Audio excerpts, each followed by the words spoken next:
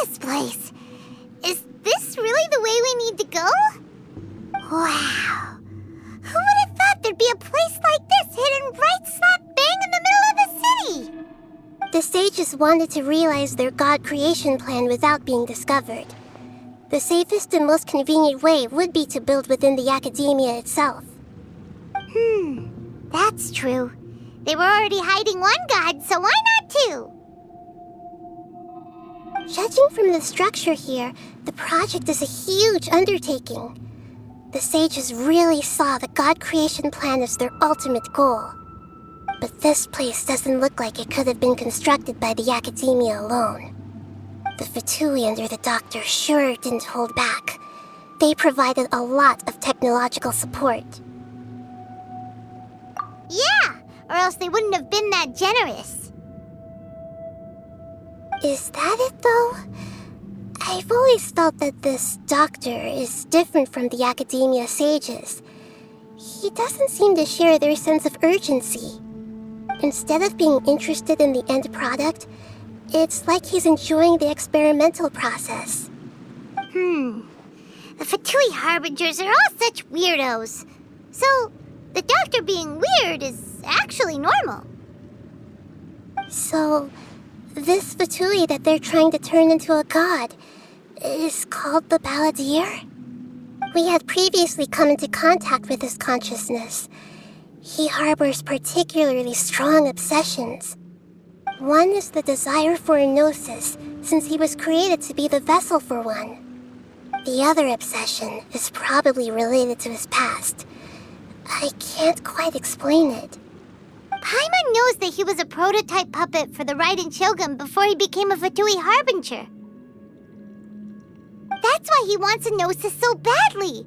There's no way he'd willingly be a test subject. Now with that temper and ego of his. It sounds like you know the Balladeer quite well. I see. Tell me more about him and what he's like. The more we know now, the better we can plan for and react to any future situation.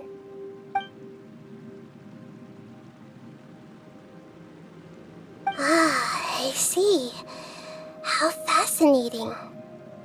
Alright, time to go. Let's get through here and meet him in person.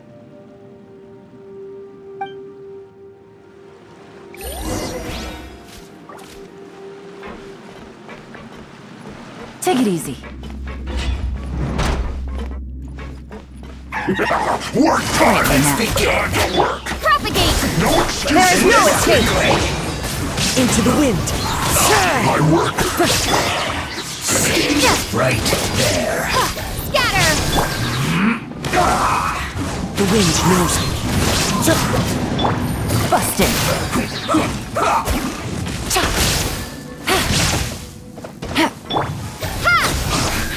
I guess this is it.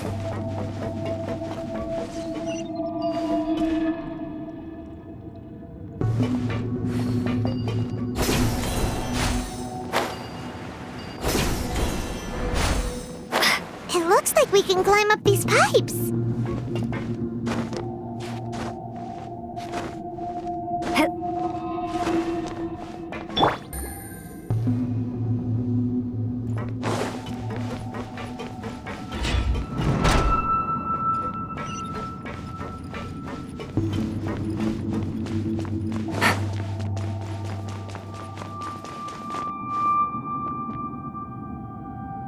On the ground seems all messed up. Let's go around and see if there's a way to fix it.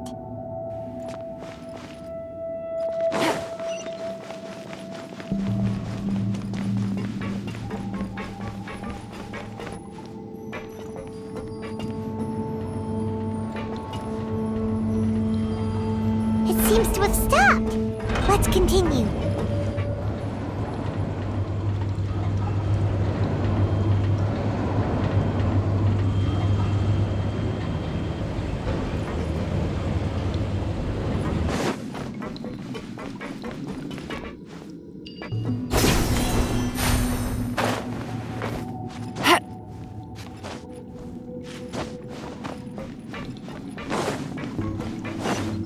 Gotcha. Let's begin. Things are about to get dicey.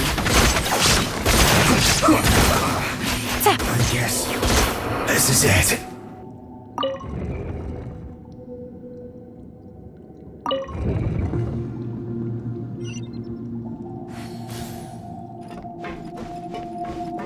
Take it easy.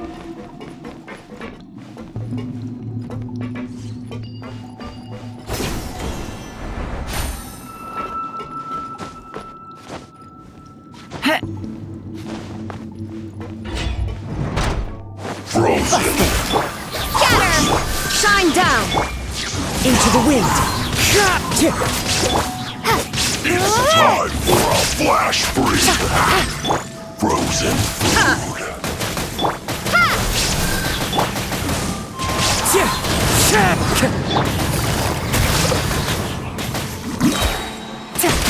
Cooked food. Disgusting. Pay your dues. Inazuma shines eternal! You can't run from death.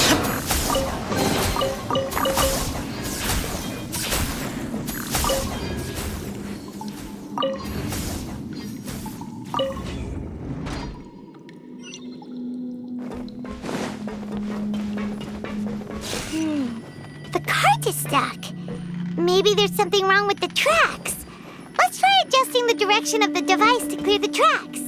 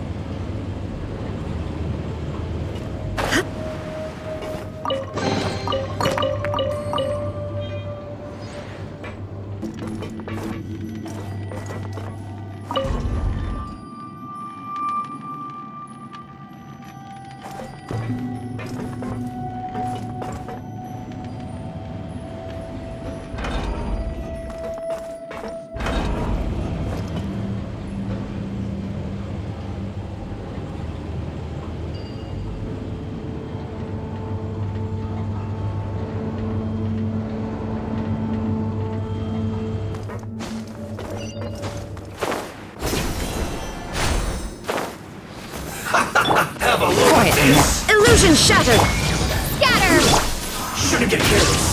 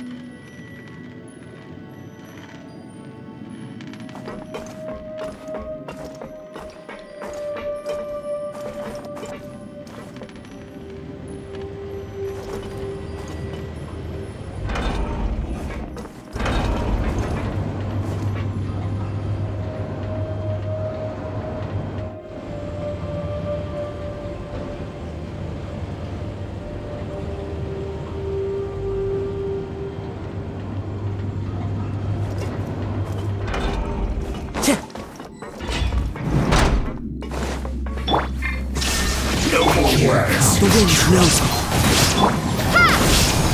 I'm busted! Time to go. One with nature. I guess this is it. Scatter!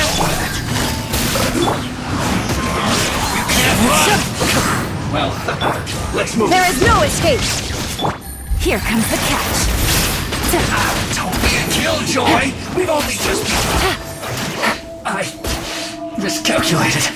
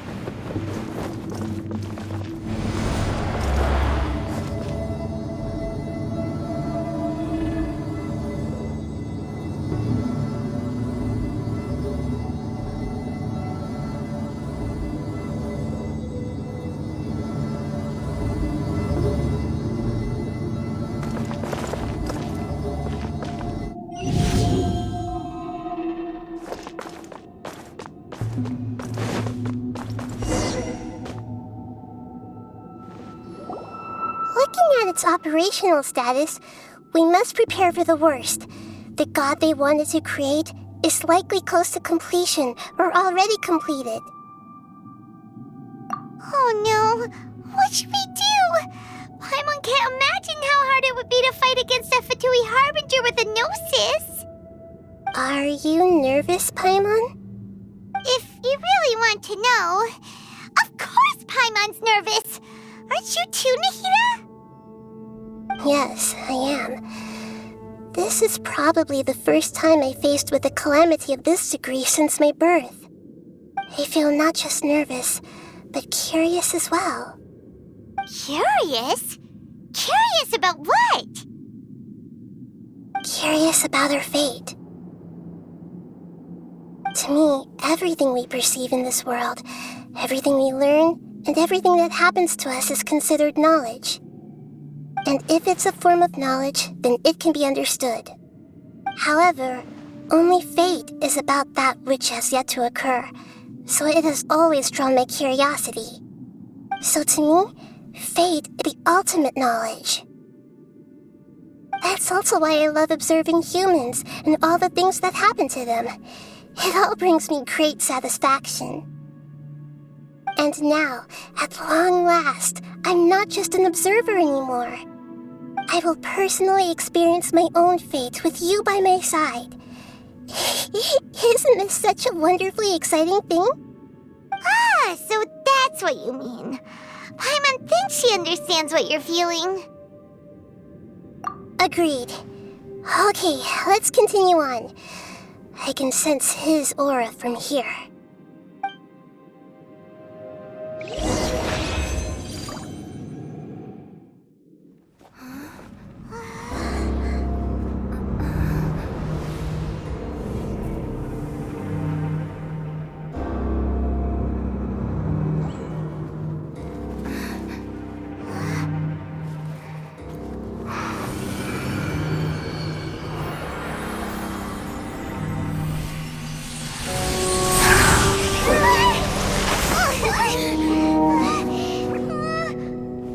Who would have thought the world would be so eager for my birth?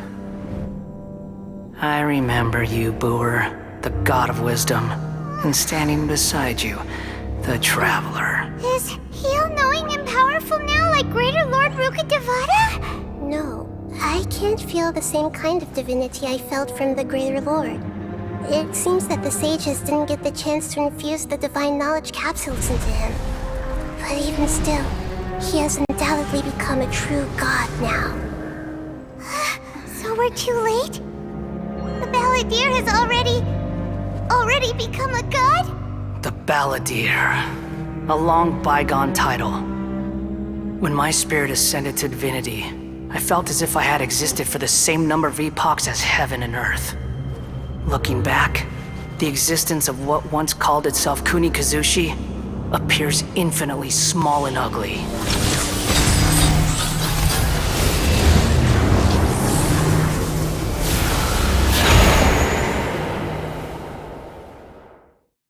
This imposing aura, it really feels like a god's. A body that capitalizes on the Balladeer's original construction as a mechanical puppet, with the Gnosis serving as a constant power supply. How much effort and resources did the sages put into this? From a purely technological perspective, it's a commendable achievement indeed. It's no exaggeration to say, this is the culmination of human wisdom. You sure are something! Dishing out compliments at a time like this? But I don't think he's reached the spiritual height of a god. Strife is engraved upon every god and every gnosis brought forth into this world. Can you feel it? The exhilaration of such power, and the thrill of anticipation for our contention. Nahida wouldn't feel the same things as you! Do you not realize that you are interrupting a conversation between gods? Lowly creature, know your place!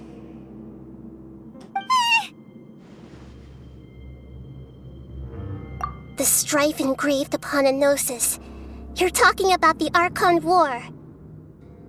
Tevat's current peace was not easily won.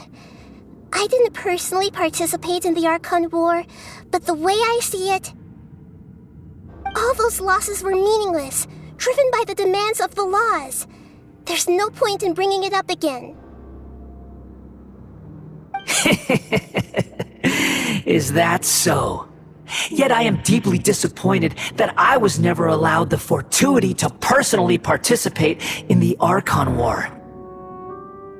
This is a first. Encountering a god in this world who does not crave power. No wonder your own people have abandoned you, God of Wisdom. Your judgment is as your existence, unsubstantial.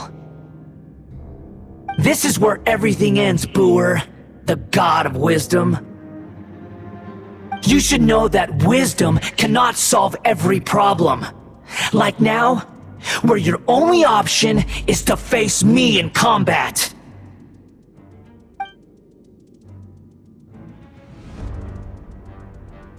Come!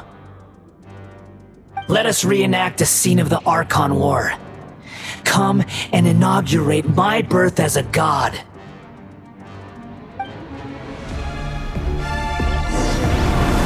Churn!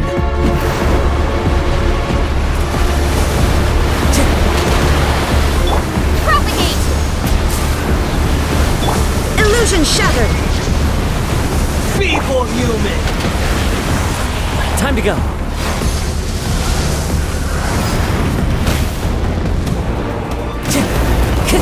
Clouds high, the birds call into the wind. Things are about to My get dicey. endless cycle Torn to oblivion! begins!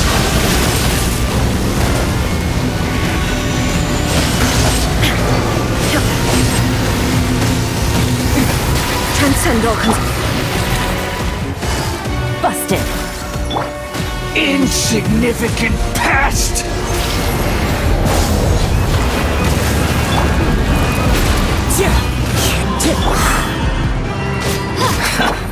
Quietly now.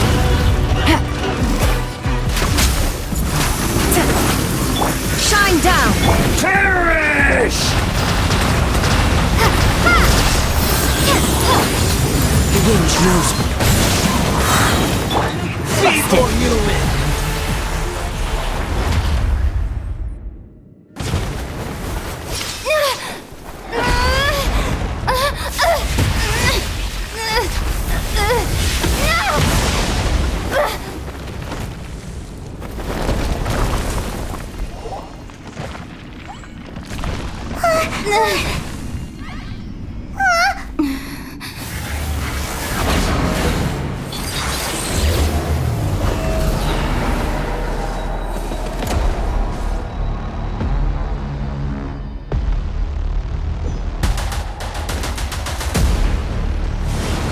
Tremble!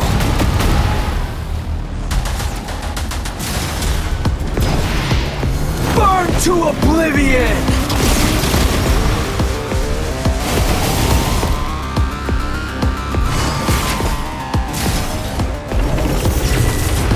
Take it easy.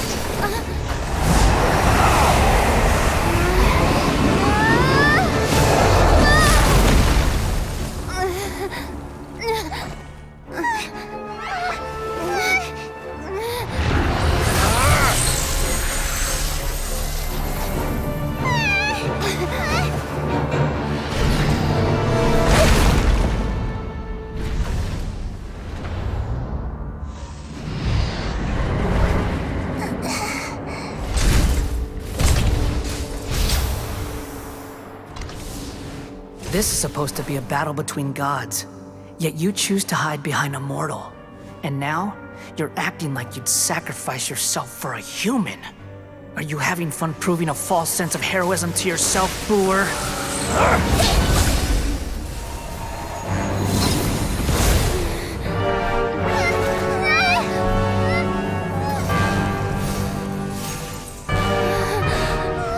The data collection is almost complete. Do you even know how many times you've tried to take my gnosis from me?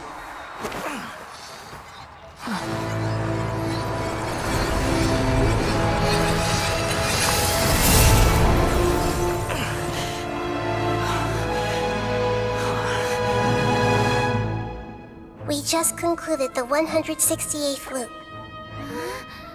Did you know that in the effort to create you, the people of Sumeru were forced to live through the exact same number of Sub-Zerus festivals and samsara cycles? The power of dreams. When did you use it on me?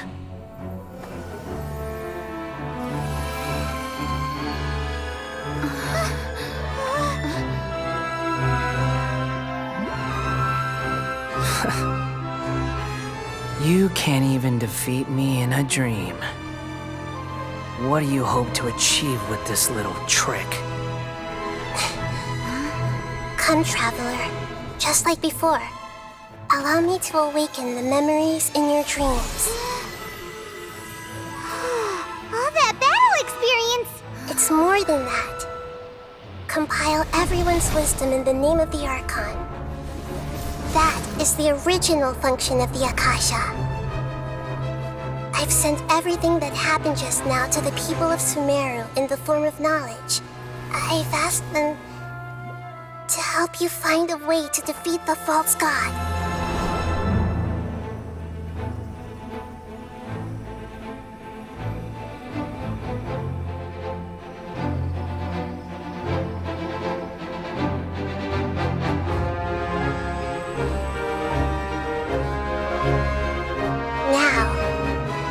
Sumeru's wisdom is at your disposal.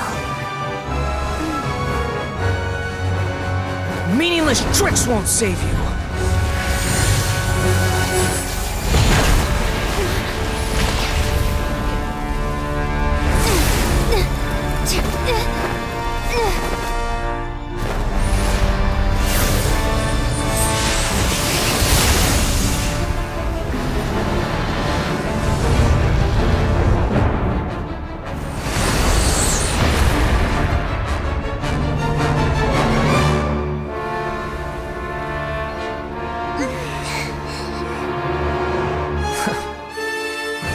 Are you done with your tricks? Can I finally take this as a real battle between gods? I'll leave this to you, the first sage of Booer.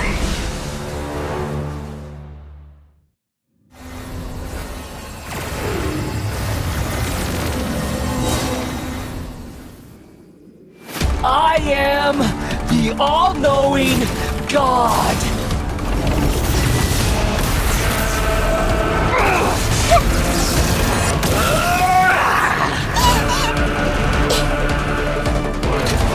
I see everything! Burn to oblivion!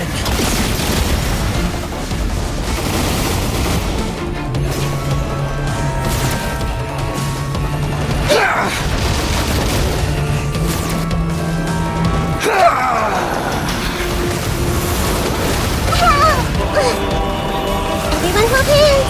Kneel!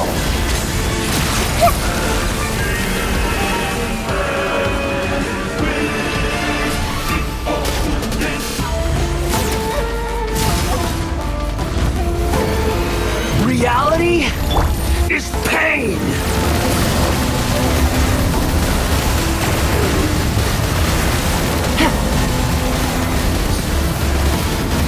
Take it easy.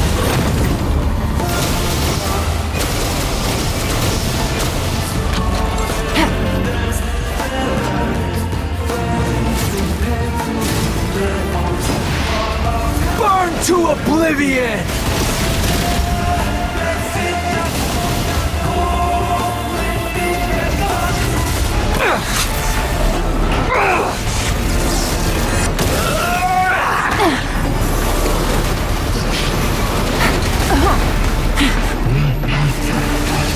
Kneel!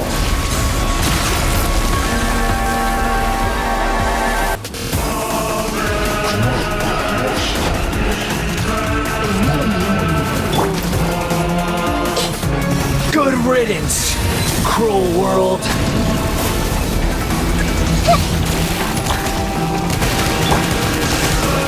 Inazuma shines eternal! Germinate! Here comes the catch. Take it easy.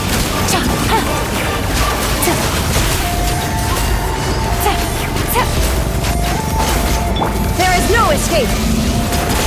Propagate!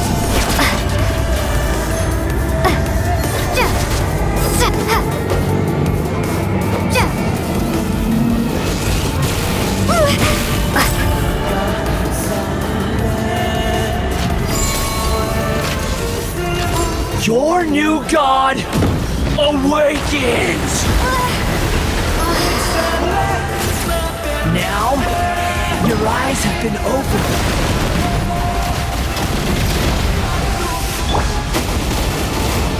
I see everything! Kneel! Shine down!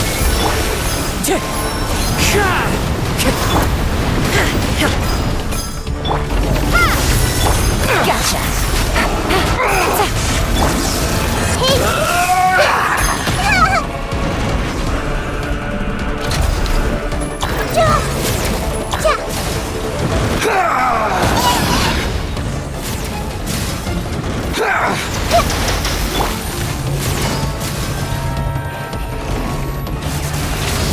Kneel!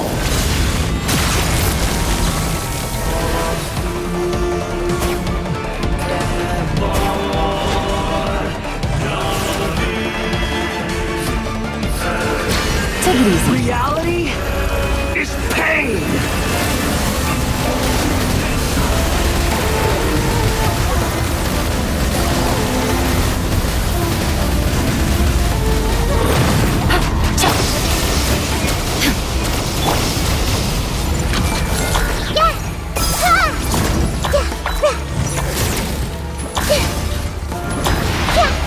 Burn to oblivion!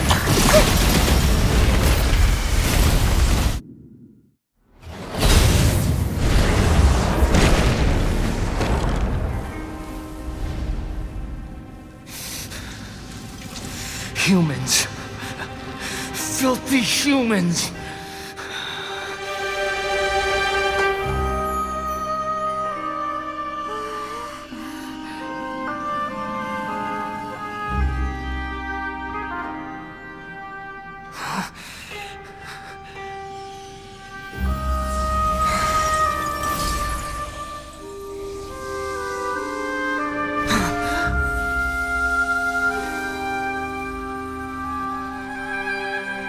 No! Wait! Please! Anything but the Gnosis!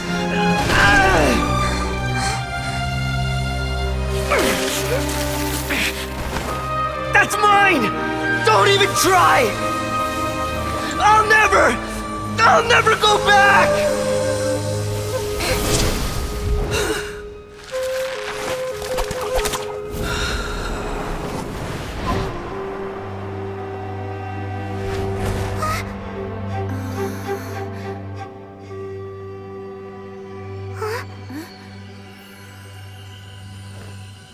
We haven't yet found the answer to the most important mystery. Irminsul is still waiting to be saved. With the power of another Gnosis, we may now finally understand the last memory of Greater Lord Rukkhadevata.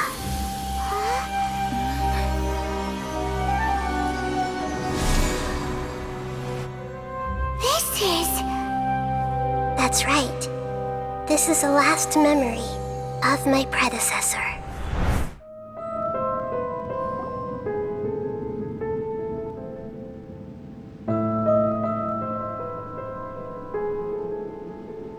Huh. This sure seems very different from what Paimon imagined. Shouldn't Irminsul be in this realm of consciousness?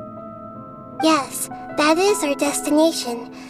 But I didn't expect the remaining consciousness of Greater Lord Rukkhadevata to be as polluted as this.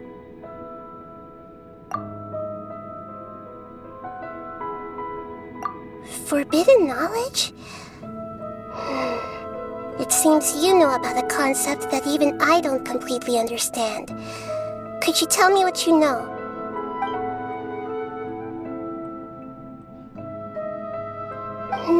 Your inference seems logical enough. Forbidden knowledge once polluted the desert thousands of years ago, but was successfully repelled thanks to King Deshret's self-sacrifice and Greater Lord Rukkhadevata nearly exhausting her power. Then, a second instance of forbidden knowledge pollution occurred during the Conria Cataclysm 500 years ago. But I'm afraid it is much more serious this time, with Irminsul itself already in danger. So, if we're in the remaining consciousness of Greater Lord Rukkhadevata, and it's also been affected by forbidden knowledge pollution, then does that mean, in order to save us, Greater Lord Rukkhadevata? Yes. It's very possible that she sacrificed her life in the fight against forbidden knowledge. She didn't completely eradicate forbidden knowledge, but if it weren't for her actions, the pollution would have been far more rampant over these past 500 years. The way that everyone, including me, has forgotten everything about forbidden knowledge may very well be due to her restoration of Irminsul. Aww. Do you feel sad, Nahida? I'm just sharing her pain. The pollution of her consciousness here is severe. There is madness, chaos, and pain all around us. Did she fight to resist the forbidden knowledge pollution in such terrible conditions, all the way up to her last breath? She even used her last remnant of lucid consciousness to leave a clue for us to follow. Yes, her words were distorted by forbidden knowledge, so that's all we could hear. But now, we have a chance to find the answer to this mystery.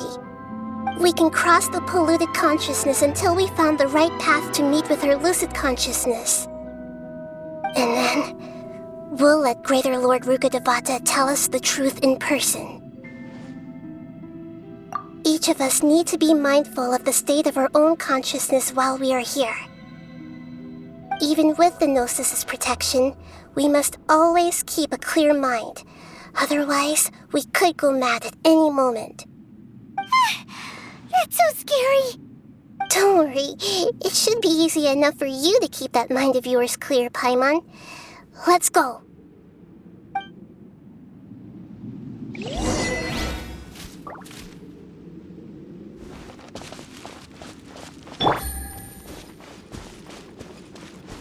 Are we in the air? And why is there a huge boat? That's the boat of consciousness, which symbolizes reason here. Its course is the direction our consciousness is traveling towards. If we lose control over our consciousness, we will fall into madness. So let's make sure the boat stays on course.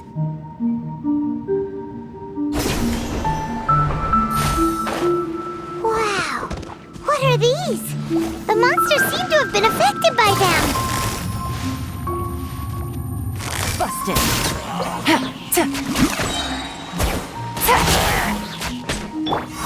One with nature.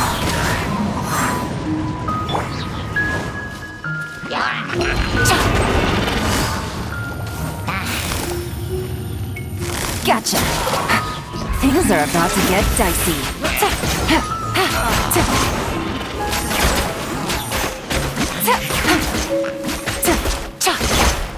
Wind strike. Time to go.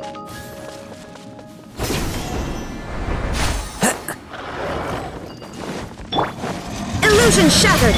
As one with wind and cloud. Into the wind. Torn to oblivion.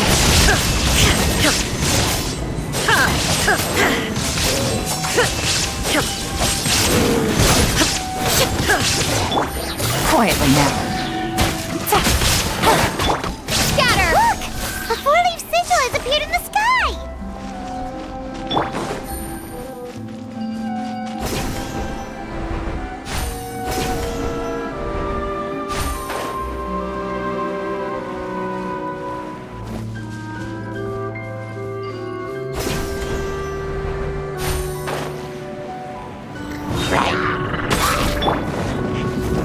The wind knows me.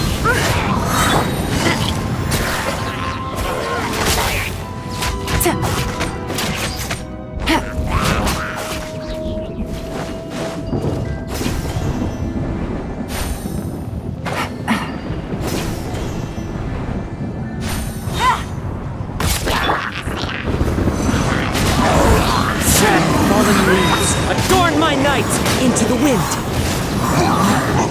Take it easy. Busted. Spring forth! Game's up. Time's over.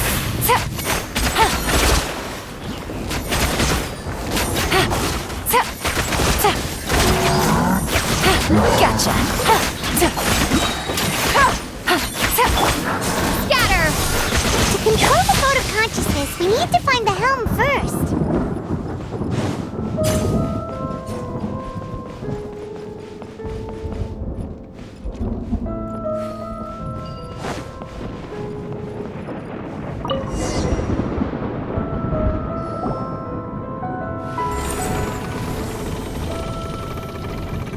We changed direction.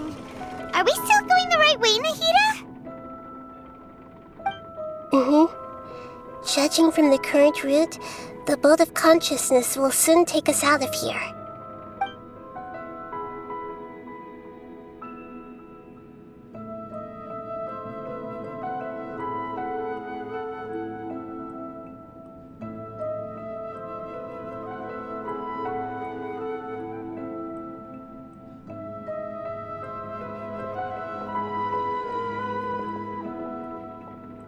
We'll be arriving at our destination soon. How are you feeling? Are your minds still intact? Huh? But everything's been completely normal for Paimon. Hopefully there won't be any more interruptions. This time, we should be able to meet Greater Lord Rukkhadevata. Are you saying you've never met Greater Lord Rukkhadevata before? No, it seems that my birth and her death took place at the same time.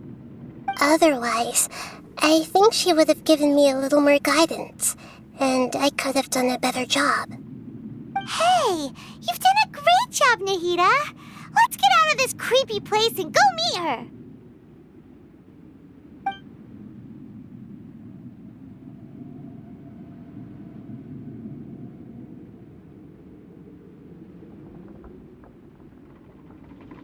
So, is this the place you were talking about?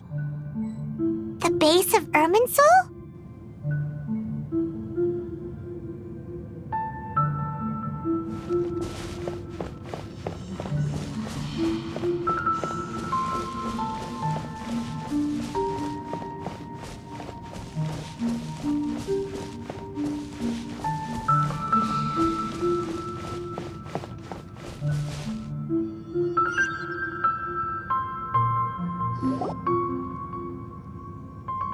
Well, this is the place.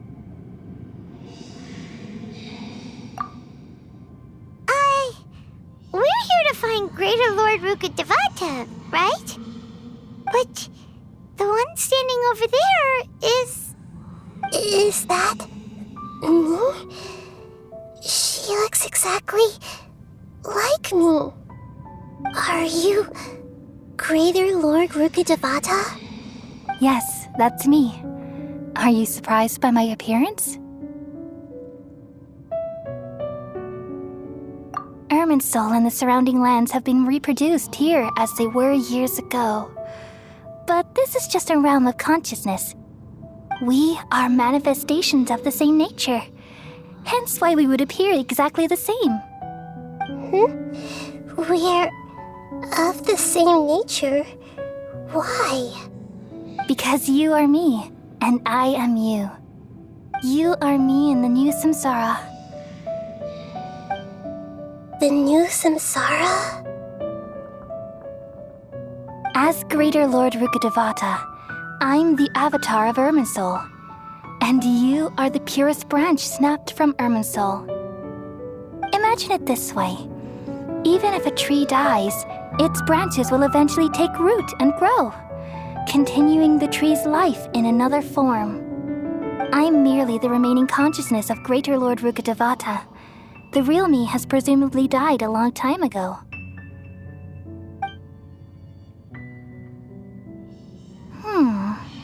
Judging from your appearance, I've probably been dead for 500 years.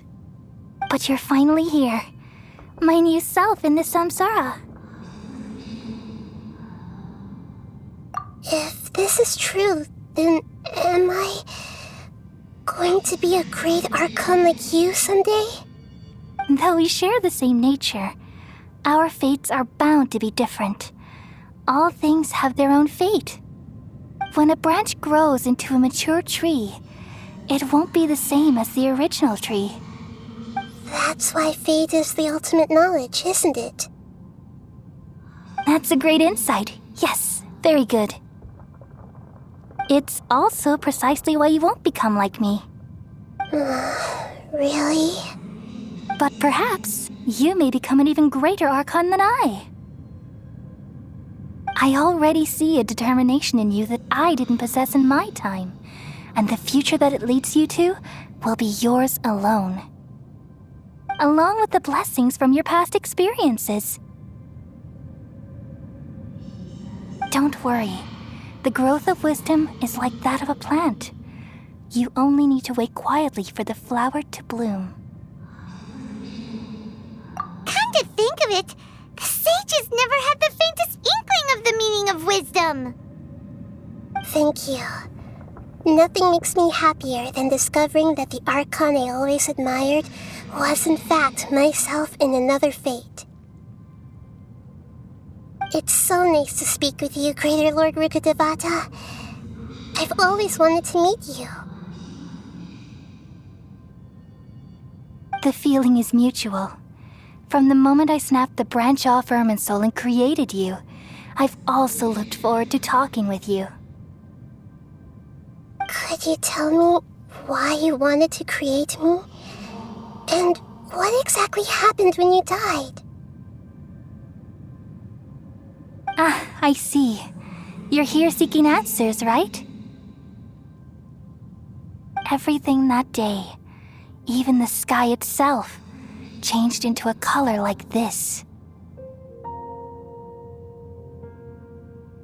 At that time, the seven were all summoned to the nation of Conria, except for me. I had a more important task to attend to. I had to protect Irminsul. The disaster occurred together with the pollution of forbidden knowledge. At that very moment, with my consciousness connected to Irminsul, I sensed something was wrong. The pain started to torment my mind. By the time I reached Irminsul, it was already displaying signs of corruption. Had I not repelled the pollution of forbidden knowledge with King Deshret thousands of years ago, I might have felt even more hopeless and lost. So what exactly is forbidden knowledge? It's a kind of knowledge that doesn't belong to this world, and a form of truth that can't be understood. It came from the very bottom of the abyss. Even I could never understand it. The world is constantly rejecting it, leading to all kinds of bad phenomena. If we allow forbidden knowledge to pollute Irminsul, I'm afraid the entirety of Tevat could fall apart. So, there's knowledge that even the God of wisdom can't understand? At that time, I knew I couldn't repel the forbidden knowledge with my strength alone. Which is why I created a device that compiled human wisdom and named it the Akasha. It's truly the world's most amazing invention. Thank you. For a long time, I thought dreams were the fruit of human wisdom. Though it was selfish to do so, I borrowed people's dreams using the Akasha. Then I compiled their wisdom and all of my own power. Well, did it work? Thanks to the wisdom of the people of Sumeru, almost all the forbidden knowledge was cleared from Irminsul. But things didn't go as smoothly as I thought. I had a terrible headache, which gave me an uneasy feeling. And then I remembered that my consciousness was also connected with Irminsul. It brought me knowledge and wisdom, but vile corruption as well. From the very beginning, my existence had been polluted by the forbidden knowledge. Oh no. How could that happen? I've experienced that pain in your consciousness. It must have been a horrible experience. Yes, but my feelings weren't important. The important thing was that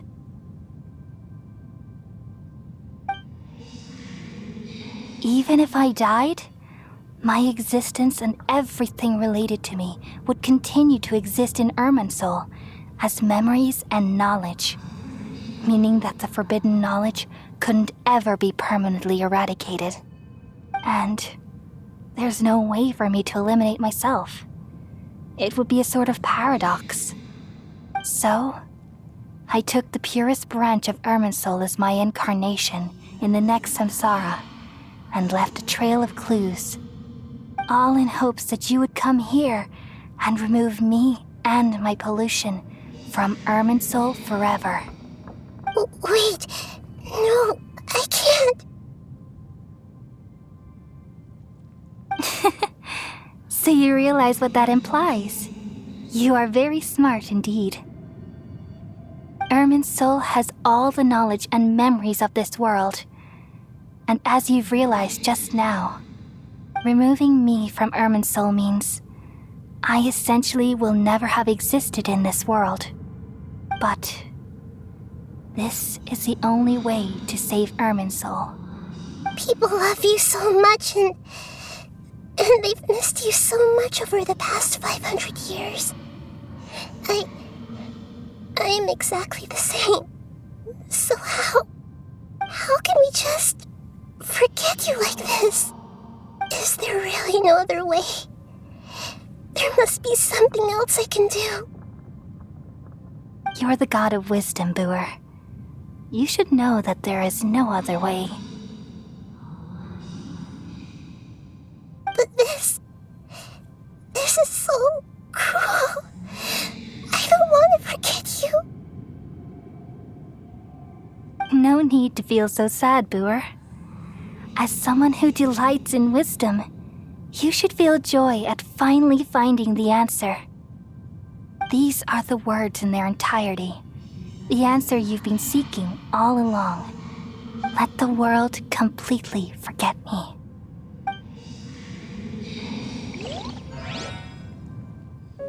We all nestle under the great tree of wisdom, peering out to perceive the world. From the earth and from the rain, we perceive its wonders until we become a white bird to perch atop a branch and finally snap off the most important leaf. Once upon a time, I alone dreamed in this world. In my dreams, everybody would also dream after they fell asleep. Wild and wonderful thoughts would emerge from their minds. Some tumbled to the ground, and others floated to the sky, connecting all things in the world into one dazzling net.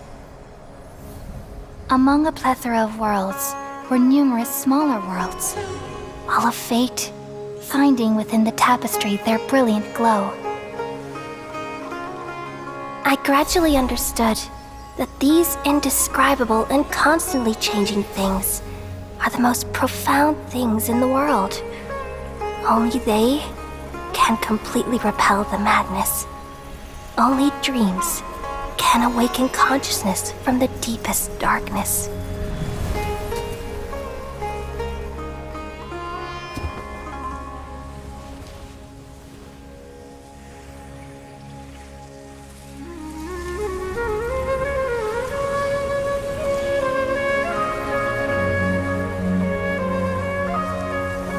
I'm the one who posed this question, yet also the one who sought a solution.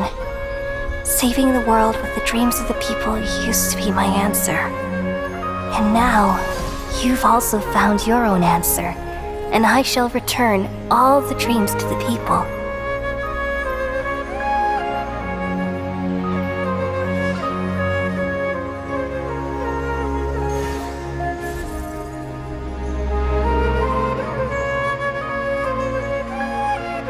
Goodbye, people of Sumeru. May you be blessed tonight with the sweetest of dreams.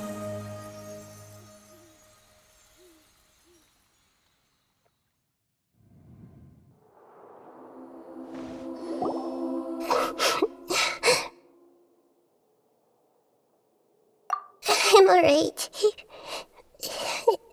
I'm just a little confused. We've just saved the world, right?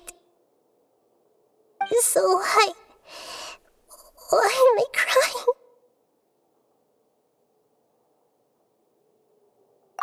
I don't know where this feeling inside of me is coming from, but I feel very sad. Just now, we used the power of two gnosis to successfully connect with the Ermin soul consciousness from 500 years ago. Then, we removed the remaining pollution from Merman soul. Yeah, what's wrong? Weren't you there just now?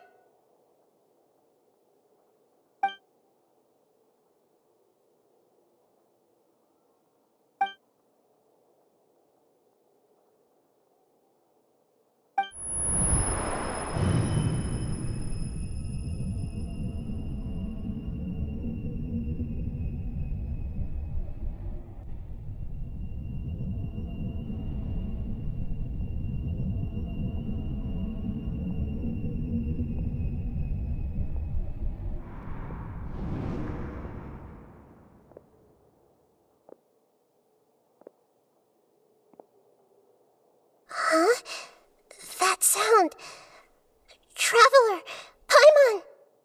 I've been waiting here far too long, but finally I have the chance to be alone with you. All the precious time I wasted has finally paid off. The doctor! What have you done? Just a type of sound wave that can quickly put defenseless people into a dream. As I expected, it doesn't have any effect on gods. This is the only thing of interest I found among the sage's research. I thought I'd take it for a little spin. Don't worry. I know you would never forgive me if I actually killed them. I'm here to negotiate with you. Naturally, I won't do anything dangerous that could potentially damage our relationship. Negotiate with me? I heard you had already left Sumeru. Why are you here again now? I left Sumeru, but I also stayed in Sumeru. Even the God of Wisdom is restricted by the habits of cognition. How disappointing. You mean there are many different versions of you in this world? An astute guess. Even the same individual will have different cognitions at different ages. A long time ago, I made a major decision in hopes of preserving all my perspectives of how I observed the world. Observation is the first step of any experiment, but observing the current world doesn't satisfy me. It lacks an important dimension, that of time. So I saved segments of all my ages and made them into independent individuals. That's all there is to it. Indulge me. How does the God of Wisdom find my method of seeking knowledge? It's an insult to the very concept of life. Life inherently has many rules and restrictions, each with its own significance and reason to exist. They can't be broken on a whim. Good. Amazing, even. Indeed, it's difficult for humans to make peace with themselves, not to mention oneself from a different period. Since you're in the academia, why wait until now to show up? You could very well have stopped us and helped that fake god. Simple. Let me ask you this. Would any staff member ever help the subject in the middle of an experiment? It was my experiment. So why should I interfere with the results? The academia saw the plan to create a god as their ultimate goal, yet you only saw it as an ordinary experiment. You really are crazy. If the experiment succeeded, you would have had a new god on your hands. How would you have faced your own god then? Would you still take the same stance? Would you same view of yourself? I'm first and foremost a scholar. These results should be left to the judgment of the hypothetical me confronted with that outcome. But you're right. And that's exactly why I'm disappointed with the conclusion of this experiment. As an individual, you don't have any sense of belonging. You seem to have even fewer convictions than a typical scholar. Oh no, I certainly have my own convictions. They just don't fit your standards, that's all. All right, that's enough conversation for today. The experiment is over, and it's time to tidy up the equipment and reclaim any useful materials. For example, the Gnosis. Lesser Lord Kusanali, you're an intelligent Archon. I'm sure you understand the disparity in our combat abilities at this time. Besides, you have no way to use that Electro-Gnosis in battle. Didn't you say you were here to negotiate with me? Somehow, it's starting to seem like you intend to take it by force now. I'm merely stating a fact. After all, I'm also a scholar. Naturally, I hope to show proper respect and dignity to the God of Wisdom. Your hypocrisy is built on absolute confidence. I understand your scheme, but... what if I were to destroy the Gnosis now and awaken the heavenly principles? Awaken the heavenly principles? Do you think that's really possible? The heavenly principles have been silent for many years, but the Gnosis are symbols of their control over Tevat and all the laws. Will the destruction of a Gnosis attract the attention of the heavenly principles? And if so, how do the Fatui plan to deal with the consequences? Do you dare to gamble such a possibility with me? Gamble? How surprising. I thought you would show evidence or use rigorous reasoning to prove your point. The word gamble is the last thing I expected to hear from the God of Wisdom. But this is a clever move. You must have seen through me when I first captured your consciousness. As a scholar, I respect all possibilities. This has always been my principle and is an essential trait as an experimenter. Indeed, I can't ignore this possibility. So tell me then, what are your conditions? This foreign Gnosis will only lead to disaster if it stays in Sumeru. But this Electro-Gnosis is the prize I obtained after defeating one of your fellow Harbingers. Now, as the one who initiated this cascade of events, shouldn't you pay the corresponding price? Price? Interesting. What price would you have me pay? How about erasing all your other segments? So this is how you wish to restrict me, the most threatening opponent of the Nation of Wisdom. What you request of me is like plucking out the eyes I have placed in the dimension of time. Segments are extraordinarily difficult to make. They require extremely rare resources and enormous amounts of time and effort, requiring me to destroy them all here and now. Bravo. A suitably wise decision on your part. Yes, how very interesting. Can I assume that you have long been wary of me? Among all the versions of me, this segment you see now is the most selfish. If it weren't me, your idea wouldn't have worked. What did you see when you were imprisoned? You were observing me, and that's how you know I've long grown tired of their doubts and endless arguments. Like you said, it's difficult to make peace with yourself. Being as smart as you are, have you managed to do that? I see. If you think all those versions of me are worth a gnosis, then deal. You sure didn't hesitate much. Is the relationship between all the versions of you really that bad?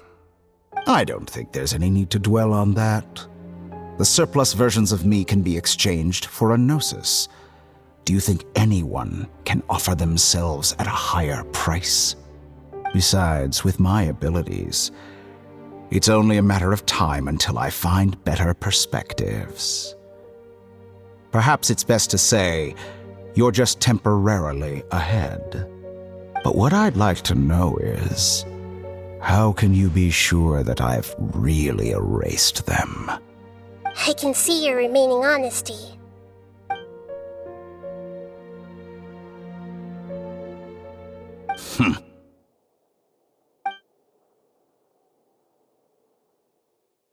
What a ridiculous decision! Sheer You can't be foolishness. serious! How could I have been so short-sighted? You think this is the end? I'll have my revenge! You'll make this moment count.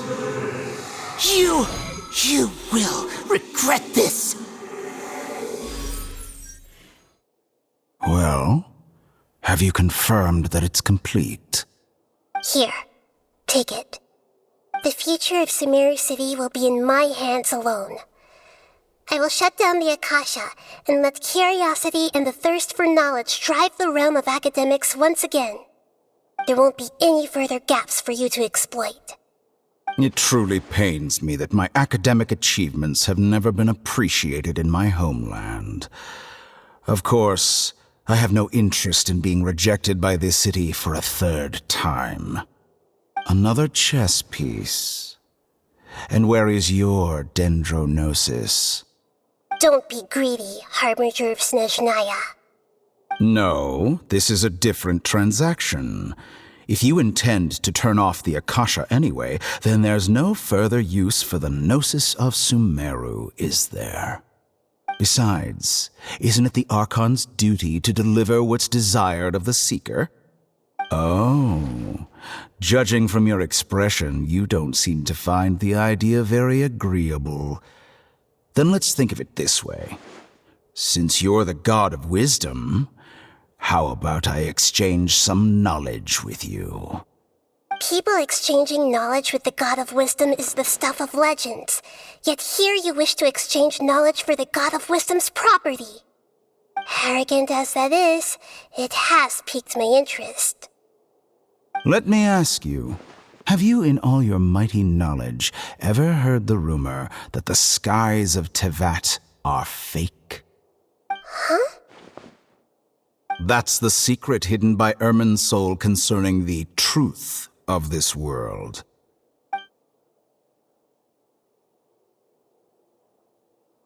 Once I finish telling you about this, it will be time for me to say goodbye. With negotiations, we've all gotten what we wanted.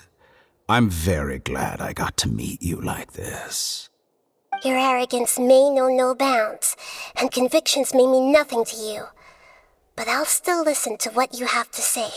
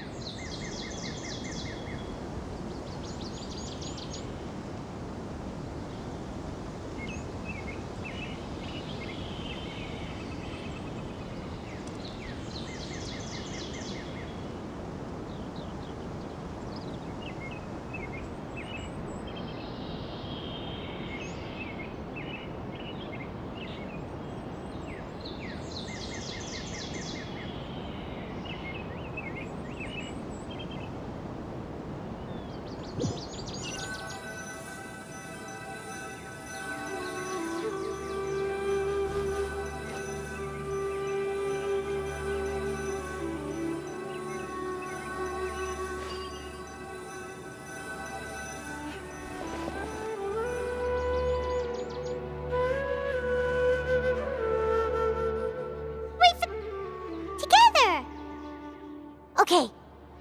Wake her up.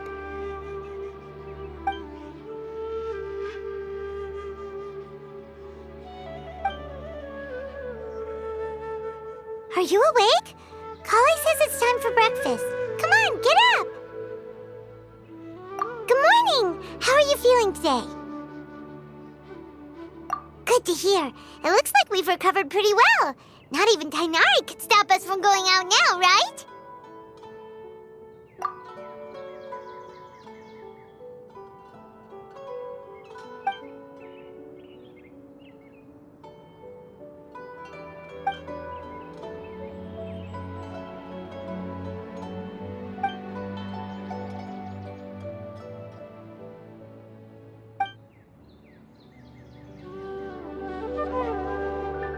Come on, Traveler, let's go!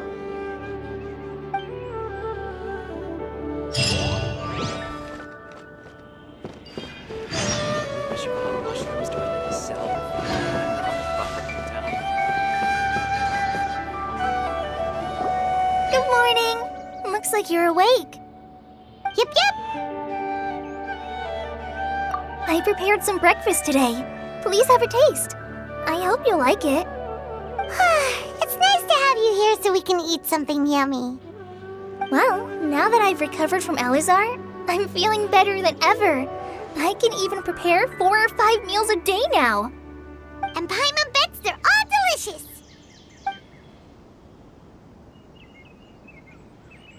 Oh, by the way, someone brought a letter for you after you went to sleep last night. Nope, Paimon wanted to read the letter with you after you woke up, so Paimon didn't open it. All right, let's read it now. Oh, it's from Nilu. Ahem. We're going to hold a feast at the Grand Bazaar and celebrate Cyano's reinstatement as the General Mahamatra. As heroes of Sumeru, please be sure to attend. I'll wait for you. The date of the banquet is written on the back. It's in 2 days. Oh, I've also heard that you've become heroes here as well. That's amazing. Everyone's aware of your abilities. There's no need to be modest. Anyway, let's go to the Grand Bazaar to have a look. Oh, before you leave, be sure to inform Master Tainari.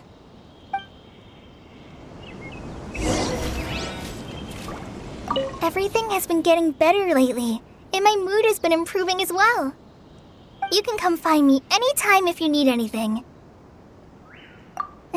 You're welcome. I was just doing my duty. Remember to talk to Master Tainari before you leave.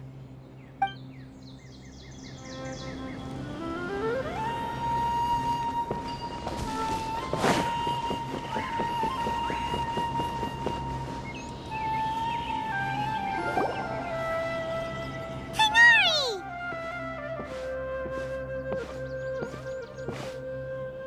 Good morning. How do you feel today?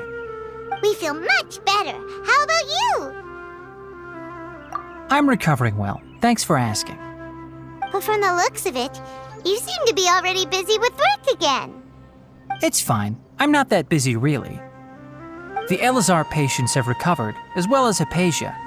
For now, I only need to tend to my Forest Watcher duties. It seems once Irminsul started getting better, everything else started to recover too. Yes, but there are still some residual effects. The withering is one example. Though it won't spread anymore, the existing zones won't just disappear. We forest rangers will still need to do the work. By the way, we have some good news. Cyno got his position back. This news is hardly new. He had already mentioned it to me before. Huh? You mean he was already here? Why didn't he come to say hi to us? He visited once, but he was afraid of disturbing you while you were resting. He just asked me a few questions and left. Then you probably already know all about the celebration feast. Celebration feast? No, I haven't heard anything about that. Huh? But didn't Nilu say in her letter that they would celebrate Cyno? He didn't tell you? Perhaps, or alternatively, he doesn't know about it either. Come to think of it, Cyno doesn't seem like the type who'd enjoy a celebration feast. You and Kale are both Sino's close friends. Why don't you come to the feast with us? Kala has taken over some of my tasks these days. I don't think she'll have time for it. Not to mention me.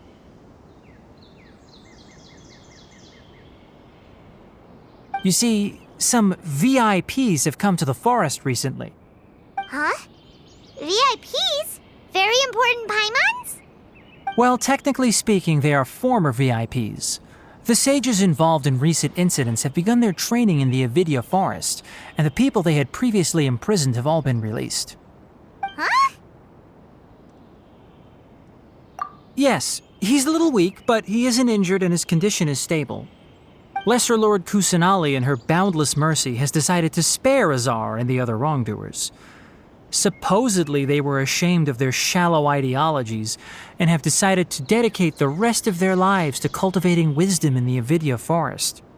When they learned that Lesser Lord Kusanali had defeated the Balladeer and saved Irminsul, they were shocked at first, but also became happy, feeling that the sacred light guiding them on the path of discovering wisdom had begun to shine once again. As a result, work has increased for the forest rangers. That sounds really exhausting. There's nothing we can do, really. But that's another topic. Back to the matter at hand. Are you two planning to head out? Ah, right! We're here to request permission to head out. Would that be okay? You've recovered well. You may go, but be careful. Yay! Will do!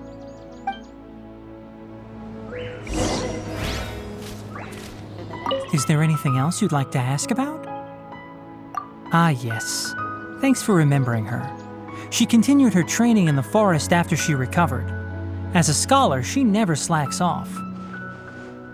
A lot has happened lately. Kale and I have been busy, but don't worry, we'll take care of ourselves. As for Sino's reinstatement, the more I think about it, the more I suspect that he just doesn't have a single clue about this feast. But this does remind me that Kale and I should find an opportunity to celebrate him as well. He has helped me a lot during this time. And you as well. Thank you. Take care. Please, find me if you need anything.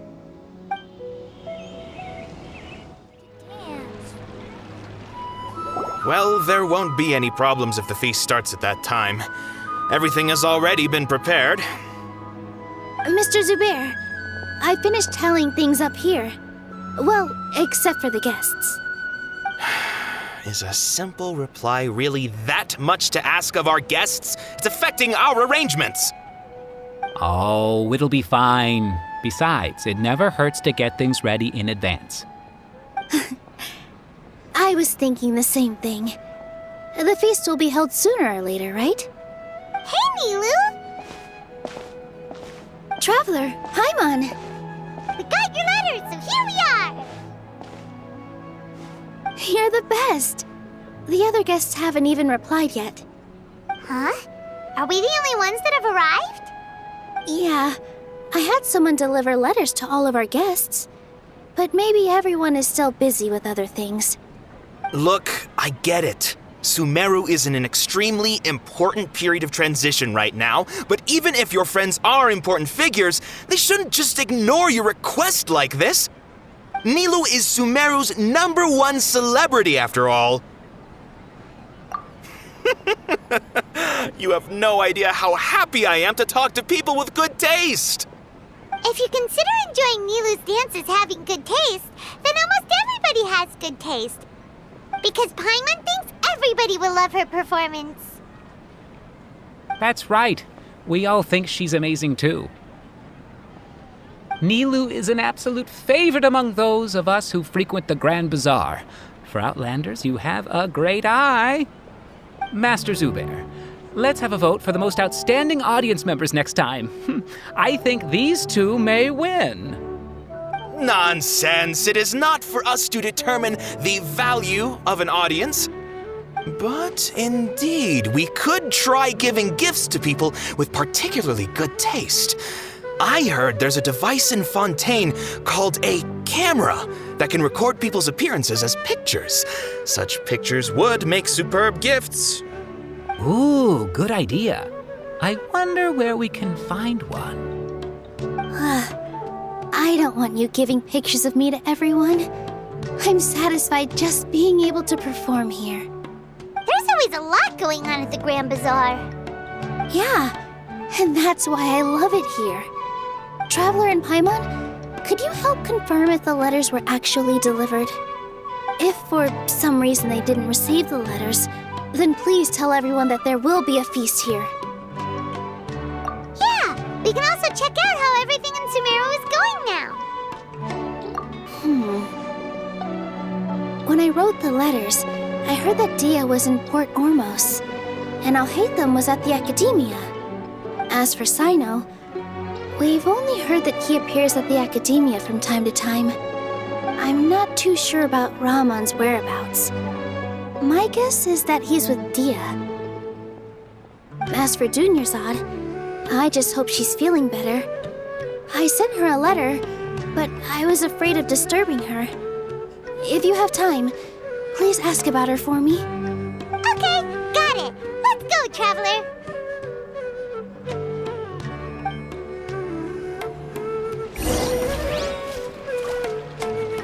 I'll go to the Adventurers Guild later and ask Ms. Catherine if she knows how to get one of those cameras.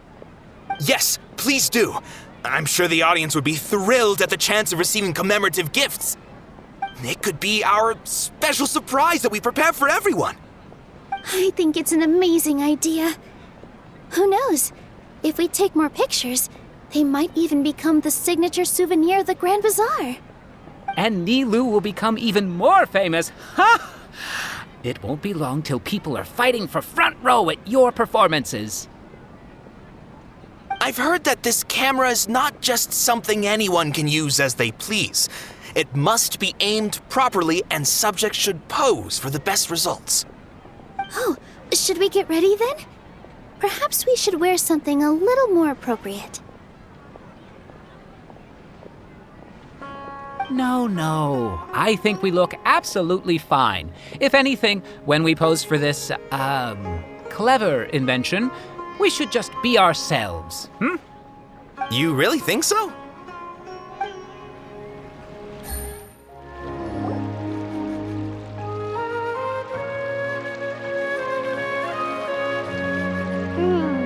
We haven't seen Alhaitham anywhere. Let's ask that person over there.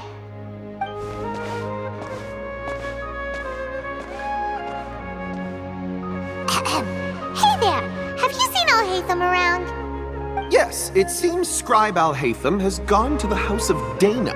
You should be able to find him there. But you're already the second group of people I've seen looking for him today. He must be quite the busy man. Oh? Who else was looking for him? Mr. Cavey was just here asking about him. You wouldn't believe how terrible their relationship is. And now you two are here. Don't tell me everyone's here looking for gossip about the sages. No way! We're strictly here on business. I see. Sorry, I thought maybe everyone's as interested in rumors about the sages as I am.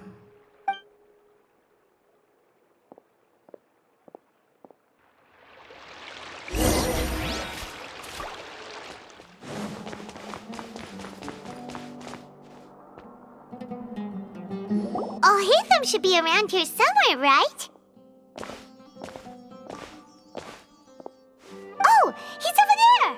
But it looks like he might not have time for us. Just put down that worthless book and tell me what happened in the Academia. This is not just some worthless book. Do you have any idea how difficult it is to find a physical book like this in Sumeru? It doesn't matter. It's probably just another thing that you used your authority to get your hands on anyway. Just put it aside.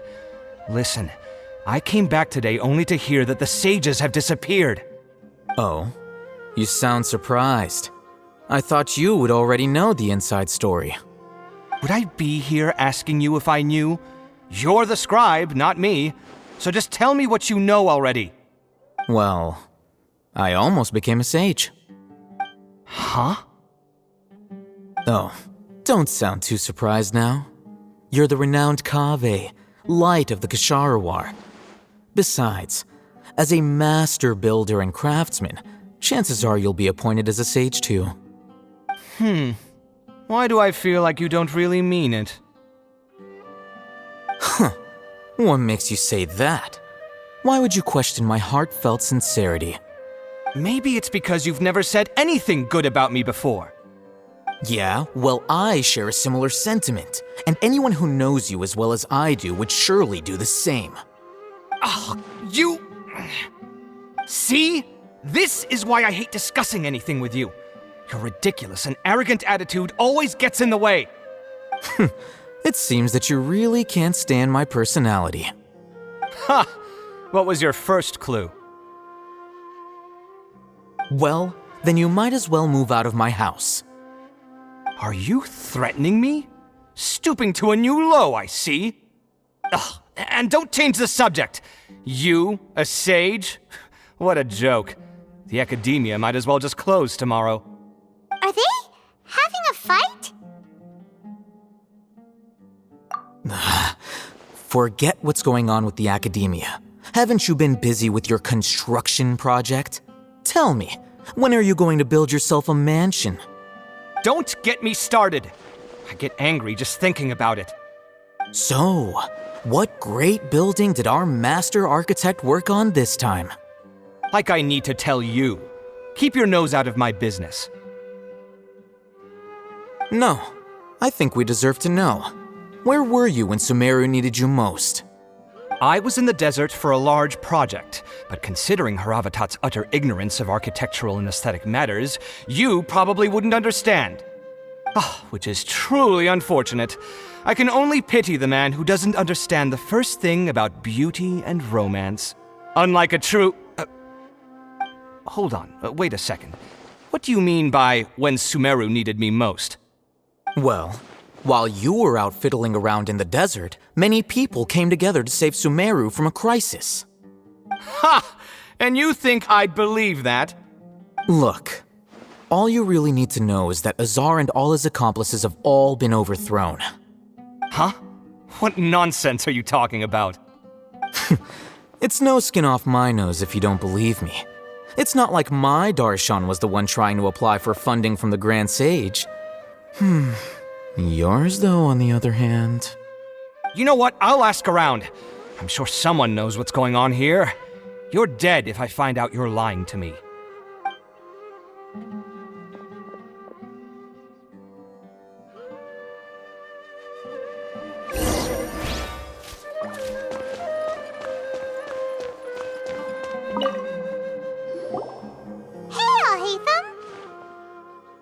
Oh, it's you two. What's the matter? We're running some errands for Nilu. Have you received her letter? Letter? Nilu said she sent out a letter inviting everyone to a celebration feast in 2 days at the Grand Bazaar. We'll also be celebrating Zaino's reinstatement as General Mahamatra. If she addressed the letter to all Hatham of the Academia, then the letter should have gone to my office. I've been busy these days, so I haven't had time to check for any new mail at my office. I only now have some free time to attend to personal matters. Have you always been so busy with your work? Of course not. I'm only busy these days because several sages have been dismissed recently and the whole academia was practically turned upside down. Kainari told us they all went to train in the Avidia Forest. Apparently they will spend the rest of their lives there. That is already the best possible ending for the likes of them. 4 of the 6 great sages were possessed by their desire for power and attempted to create a new god. In order to pull it off, they even imprisoned the other 2 rational sages. To imagine such things could take place in the academia. I don't know where to begin. Yeah, you're right. Feels kind of strange to hear them called that after all this time. But then again, the 6 great schools sounded pretty impressive too. Yes, at least that's how they're supposed to sound. It's said that when the academia was first founded, the Dendro Archon herself established the 6 great schools, each representing one of the 6 different types of wisdom. Numerous Darshans have sprung up and faded. Only the 6 Darshans attaching themselves to the 6th grade schools have stood the test of time and obtained permanent seats in the academia. Now, the 6 Darshans are nearly synonymous with the 6th grade schools, and the leaders selected for the schools are the 6th grade sages. Among the 6th grade sages, there is one central leader, the Grand Sage. Unfortunately, only the sages from Vahumana and Amorta remain now. They were imprisoned for opposing Azar and were only rescued after Azar's downfall. So who's managing things in the other 4 schools now? Do they need to find someone new? Yes. Normally, new sages are selected based on a strict set of criteria.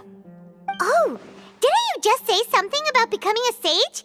If they pick you, then we'd have a huge connection in Sumeru. Yes, about that. You didn't let me finish my sentence. The person in charge of personnel affairs nominated me to be the Grand Sage in place of Azar and help Lesser Lord Kusanali manage the academia. But I refused. Huh? But why? Can't you be a little more ambitious? I'm not even interested in being one of the 6th grade sages. Like I said before, I don't like being a leader. Oh, all right. So are you busy these days trying to find others to take the job? That's not my job either. I'm only responsible for handling important affairs within the academia before the new sages take office. And the first thing I'll do is reject Kasharawar's application for funding.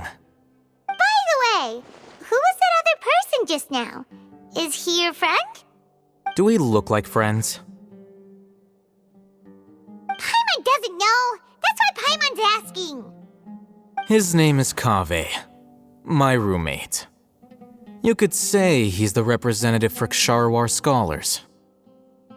Which is exactly why he always has so many problems. So everything that's happened recently must be a huge change for the people of Sumeru. Such is the work of the Academia Scribe. Well, anyway, no matter how busy you are, since you are our planner, remember to attend the celebration feast in 2 days. All right, I'll see you there.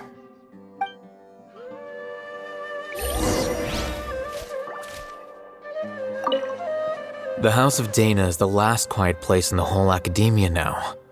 I was originally planning to stay here a little longer, but there's a chance that Kaveh might show up again. Tuh, what a nuisance. I'd better go somewhere else.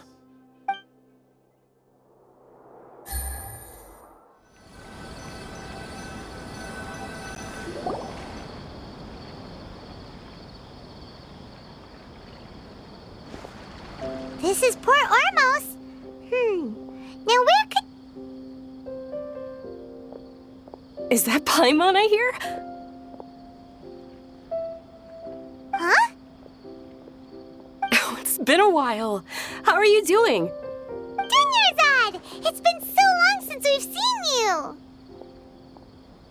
I'm doing well. I can go as far as saying I have never been happier in my entire life. I don't know if you've heard, but Elazar has completely disappeared, and all the patients have recovered. You kidding? Knowing them and the connections they've got, I'm sure they've heard about it. Yeah!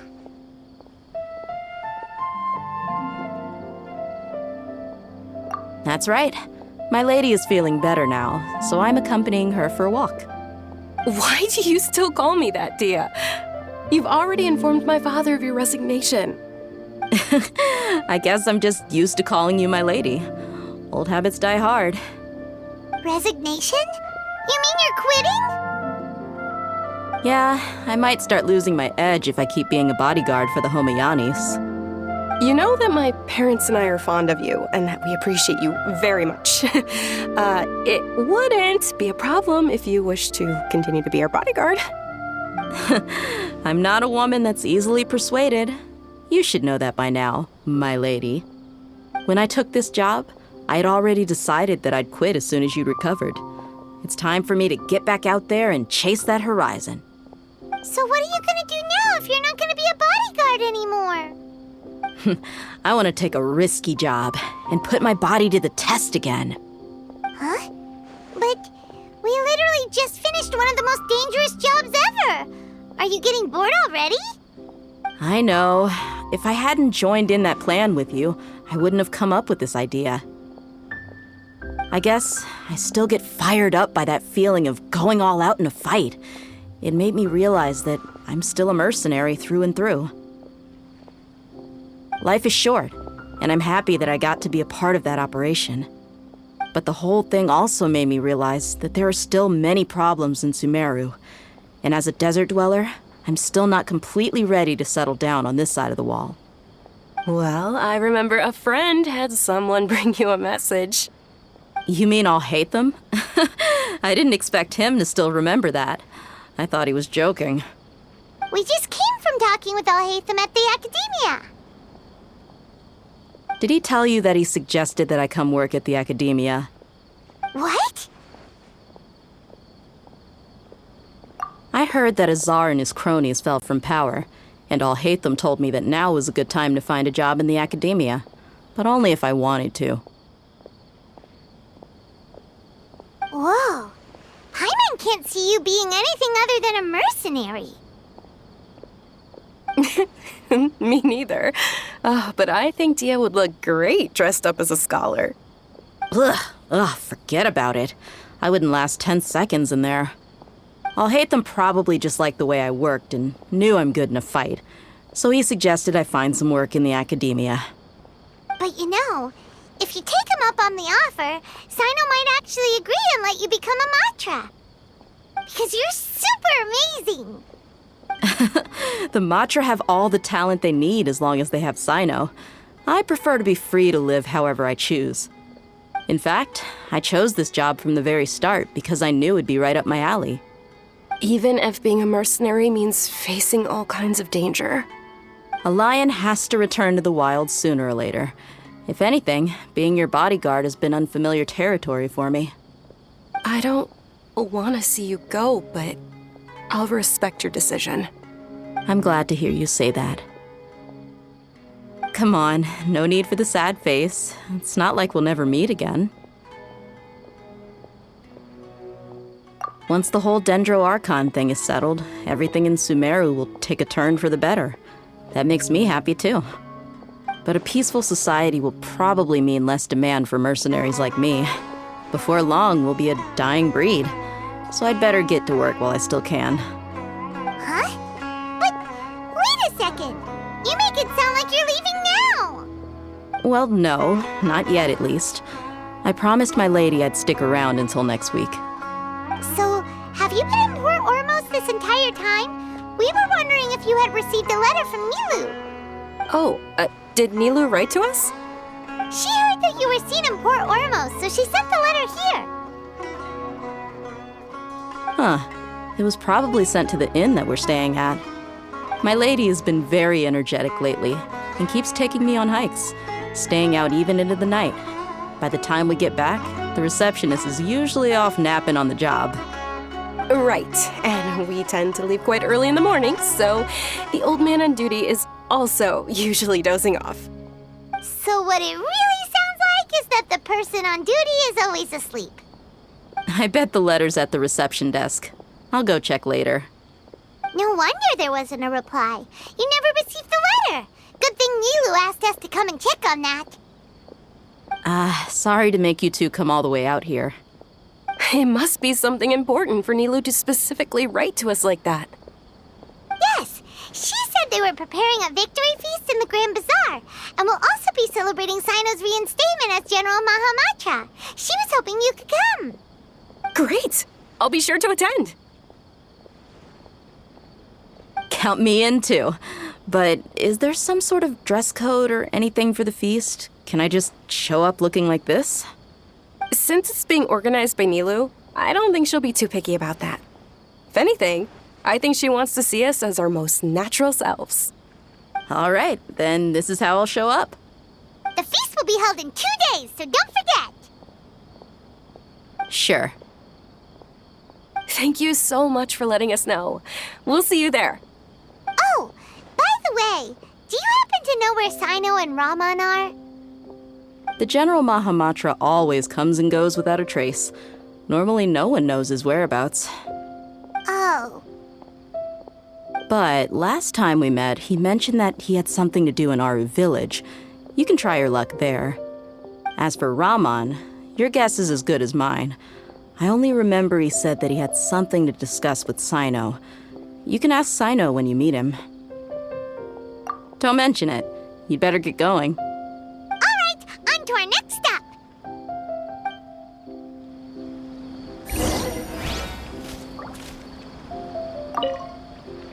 After recovering from Elazar, everything seems so different to me. When I look at the scenery I visited before, it has a completely different feeling.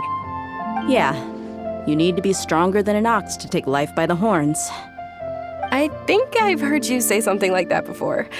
But today, I finally understand what you mean. Is there any place you'd like to go? I can accompany you. I've got time. What if I tell you that I want to go to the desert? Fine by me. If we go to the desert, I can introduce you to my friends there. But we should prepare and get everything we need before setting off. Let's go! I'll go pack my luggage now. After we're done with the feast in 2 days, we can go have fun in the desert. You can count me in.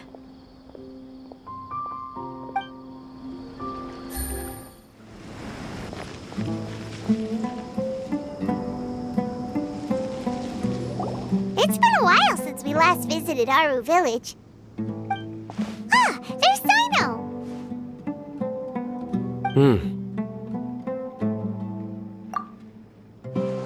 What brings you here? We recovered well, and Tanari agreed to let us leave, so now we're out and about again. It seems Gandharvaville's medical treatment is still as good as ever. And Tanari is recovering well, too. That's good to hear. Yeah, you're the one who brought us to him when we lost consciousness, right? Thanks for that. You're welcome. Tainari has excellent medical skills, and Kale is quite attentive. It was the best place for you. But why are you just standing here like a dead tree? I'm meeting some people. Oh, you mean Candace? I've already talked with Candace and the village chief. They're still at the usual place. You can go there if you'd like to see them. But you know one of the people I'm meeting as well. Oh, by King Deshret's blessing, my friend suddenly appears in the desert. Don't tell me you've run into trouble and need us to help now. Raman! And, Sataria? Oh, you know me? Oh, well, you're pretty famous in the academia. Don't worry, these are our friends. No need to be so guarded. I see. I'm doing well. Many good things have happened recently. Same here. Really, I feel that my whole life has started to shine after suddenly finding a new direction. Oh, tell us everything. Yeah, you go ahead. Alright, well, I suppose I should start by saying I've decided to leave the academia. What? It's not that I've given up on being a scholar. Instead, you could say I've found a new identity. I will no longer pursue research like a typical scholar, but I have not completely given up on my relationship to knowledge either. I can see what you're saying now. What do you mean? I plan to leave the academia and return to teach here in the desert. Wow, so you want to become a teacher? Sataria will return to support education here and teach people from the desert. She can't teach everyone on her own, but there are many of us Eremites all over Sumeru. She came to discuss a collaboration with me and hoped that I could bring her ideas to the Eremites. Yes, it's my hope that the Eremites can help me select a group of smart people with the best aptitude for teaching. I'll teach them, and after they've finished learning from me, they can go educate more people. That is the true meaning of education and the spreading of knowledge. The people of King Deshret suffer from sandstorms, exile, and ignorance. Miss Itaria is more than welcome to come teach here. Her arrival is like a star shining in the desert night. The stars have always guided caravans, thieves, soldiers, and travelers who get lost in the night. They lead those in the dark out of trouble and back to safety. Oh, please. Where's all of this coming from? I'm starting to feel a little embarrassed. You deserve these compliments. Mercenaries are accustomed to danger and don't fear death, which is why we recognize extraordinary actions that common people would easily overlook. Setaria's idea will bring much good to many people. At first, I feared it was destined to fail. Everyone knows that the Academia doesn't allow scholars to teach in the desert without permission. As you know, all knowledge is under their surveillance and control, and very few desert dwellers are as lucky as me. But what I heard at that time has been haunting my heart, as if there were lightning bolts constantly bombarding my soul. Setaria, you tread a treacherous path, and the longer you ignore it, the tighter the Academia's grasp on you will become. Setaria, why haven't you gone home? Never forget that the desert that belongs to you lies elsewhere. Miss. These words sparked something in me, and I knew that I had to bring something back to my people after going home. I gathered up the courage to approach the Grand Sage, only to find that he was no longer at the Academia. Lord Sino told me that Azar didn't belong there anymore. Azar has received much-needed punishment. Though, if you ask me, it may have been too light. You probably have already heard.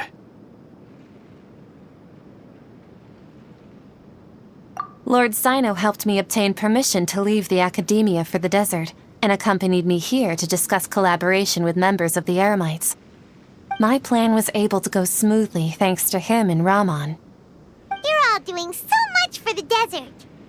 Aside from that, I also have some other business to discuss with Sino. Lesser Lord Kusanali has allocated many resources to support and develop the desert. I've done some business for her, and part of it required the assistance of the Eremites. I applied for a few batches of educational materials from the Academia, and sent them to several groups in the desert, as instructed by Lesser Lord Kusanali. I believe the people will make good use of them. That's exactly what the people here need. Physical books and other related items. If it weren't for Sino and Lesser Lord Kusanali, I'm afraid we'd never be able to get our hands on them. Apart from this, the Academia is also recruiting scholars that are willing to teach in the desert. I'll let you and Setaria know as soon as I have any more news. We must be persistent about this, and maintain these resources to ensure long-term effectiveness. This is the first time in hundreds of years we've had a glimmer of hope. I think this may be the turning point for the desert. Remember these words. Here lies our faithful priest, Kasala. His wisdom is a miracle among the people, deserving of high praise and admiration.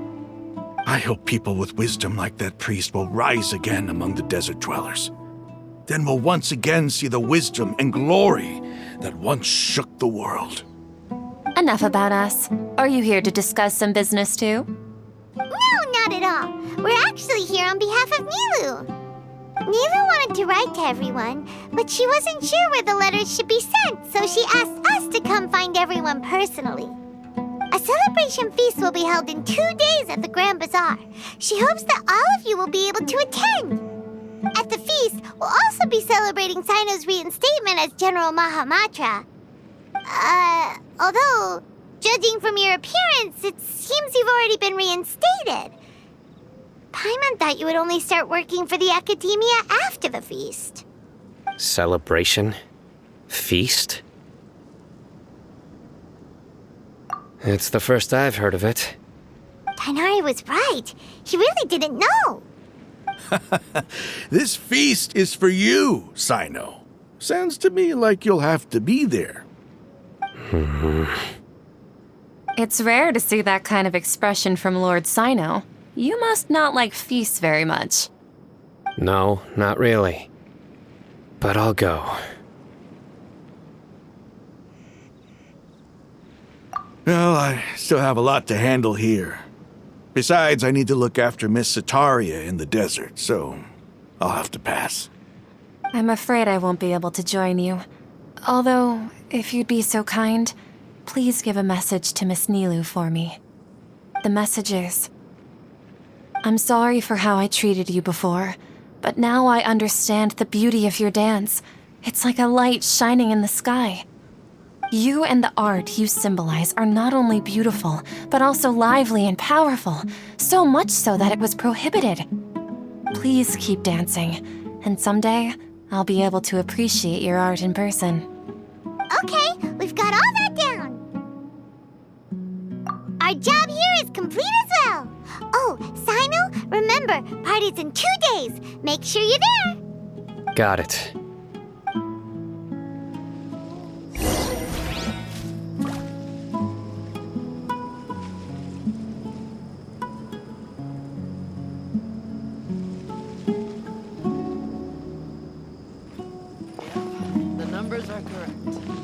Anyway, our preparation has been going smoothly these days.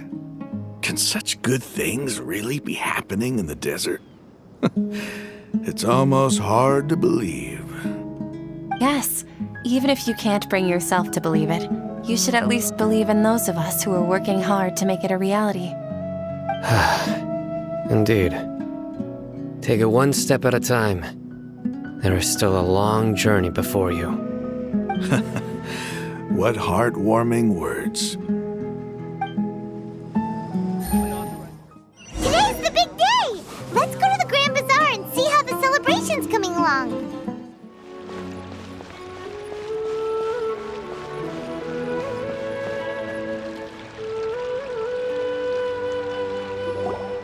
Everybody's already here. Looks like we're the last ones to arrive. I'm here. Ah, there you are.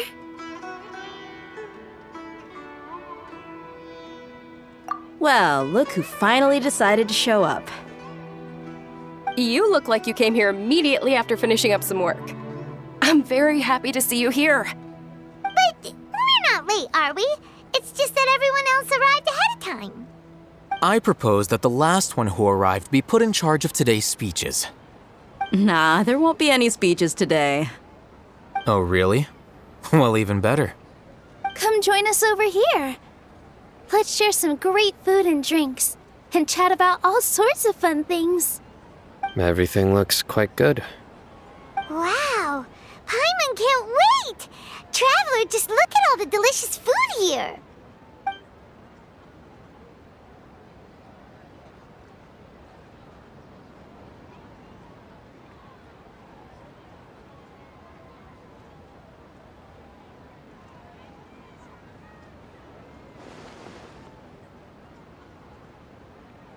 Whoa, it's so delicious! Oh, this grilled meat tastes amazing! The food was specially prepared for you by everyone in the Grand Bazaar. And we have gifts that were sent by the residents of Sumeru City when they heard we were holding a feast. Everyone that came said that you saved Sumeru and wanted me to thank you all on their behalf. Ah, feels kinda nice to be seen as a hero. I could get used to this. Being a bodyguard is also a hero's job. You've always been amazing, Dia. My lady sure has a way with words. Thanks. I'm glad to hear it. And I'm happy to meet everyone that participated in the great plan. Don't mention it. Come to think of it, we've really done something impressive together. It's unbelievable. We owe it to our abilities. And luck. Really?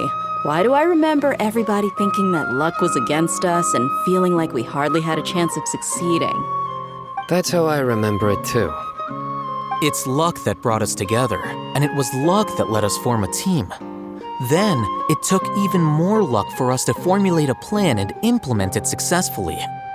Moreover, judging from the results, everything worked out well. Yeah, everyone gave it their all when it mattered most. It was almost like a performance. We took the stage and put on our best show. Everyone played their part, and thanks to everyone's efforts, the performance was a great success. So, would you say we're good actors too? It's such a blessing that Lesser Lord Kusanali was able to return to power at the Academia. Yes, even after being abandoned and neglected so many times, she's finally returned.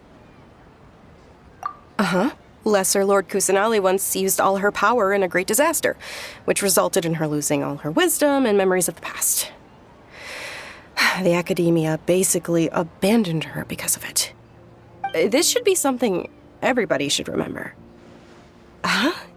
You look surprised. I didn't say anything wrong, did I? No, everything you said is correct. That's good. Something wrong? Yeah, what's with that face? You knew all of this already. Even if those two giants of the Academia are here, I still have to say it. Those sages really have some nerve. 500 years ago, Lesser Lord Kusanali used all her power for the people of Sumeru, and what did they do in return?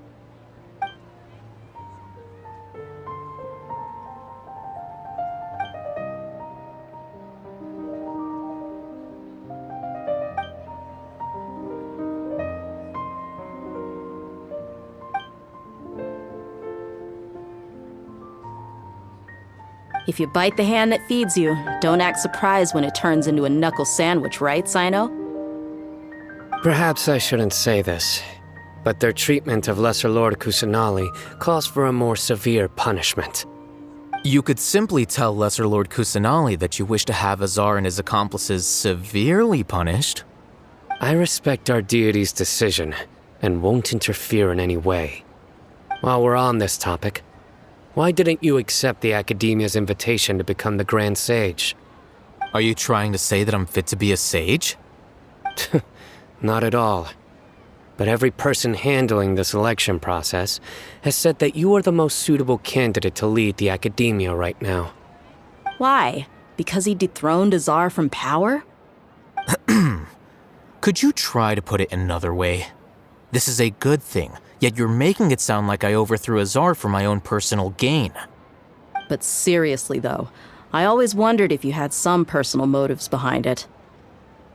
I did have my own motive, but it had nothing to do with being a sage.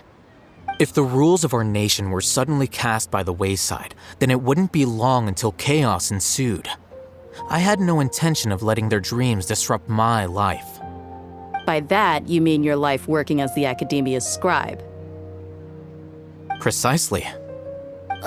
Wait, is that all? So, that's the only reason why you joined us and came up with all those plans? It's reason enough. You've certainly got quite the personality. You flatter me. All right then. How about you? You've already resumed work as the General Mahamatra, right? That's right. Will you be happy with that life? It's not about being happy. There are merely a lot of things that I must do. Even so, keep your spirits up and try to be happy, okay? And try to smile more every day, just like I'm doing now. Thank you. I'll keep that in mind.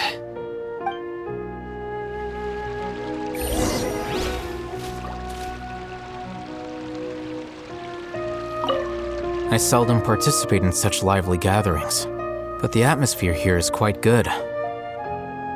No, this gathering today has a unique meaning.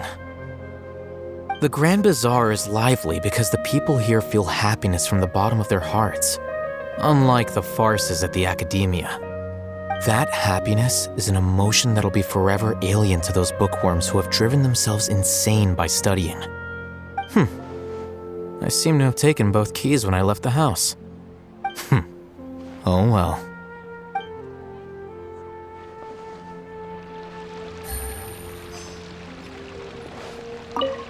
Ah, there you are, traveler. Well, how is it? Are you enjoying the feast today? If there's anything you're unhappy with, just let me know. I'll be sure to take note of it. That's good.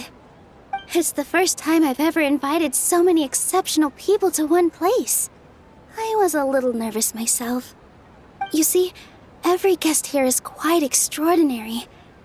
It's unbelievable that we've got everyone together here. Almost like a fairy tale. Make sure you live it up tonight. I'll be happy as long as you're enjoying yourselves. I'm honored to have her think of me this way. If I have a chance in the future, I would really like to invite her to one of my performances. I can't explain why, but I just feel elated right now. Thank you.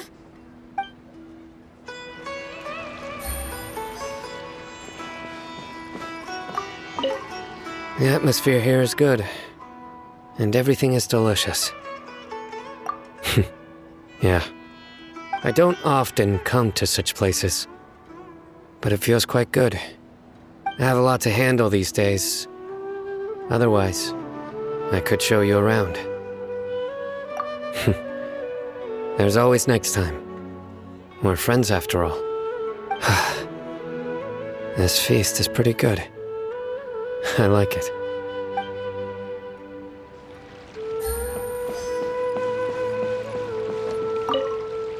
My lady, the grilled meat over there is delicious. Have you tried it? Yes, I also tried some fruit just now. Oh, they're very sweet. What an amazing place to relax. No wonder everybody likes to rest at the Grand Bazaar. You said it. Oh, look who else is here. Hello. Oh, I'm so happy Nilu invited everybody. Oh, now I have the chance to meet all the heroes. Hey, less of that polite chit-chat and more eating and drinking. The feast is about having fun, not stuffy formalities.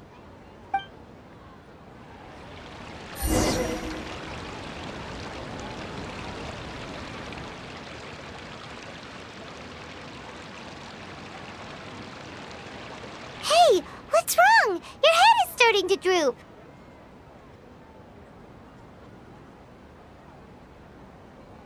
Hey, you can't just fall asleep here. Paimon will go find something delicious for you to eat. You'll wake up once you've put something yummy in your tummy. Of course, just wait here for Paimon.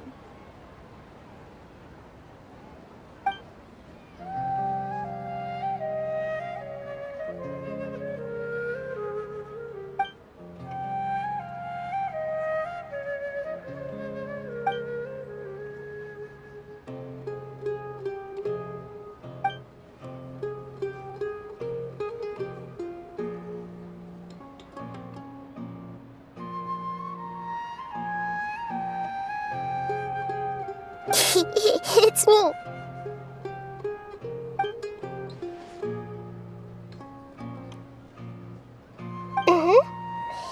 You may blame me for being a bit too self-indulgent. I was thinking about talking with you, and the next thing I knew, I had made a connection with you. The connection between us is amazing. It's like flora and the fence it grows upon.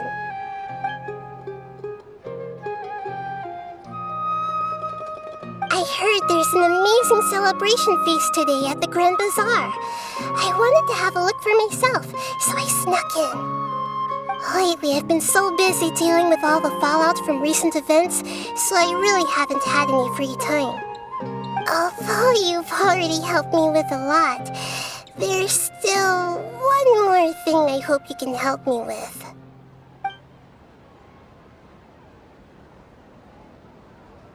Please say thank you to everyone for me.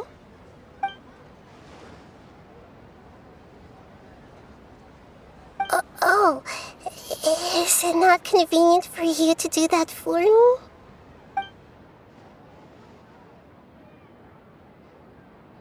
But if I just show up all of a sudden, people will become all quiet and stiff, won't they? What if I end up scaring them and ruining this wonderful feast? That'd be the last thing I want.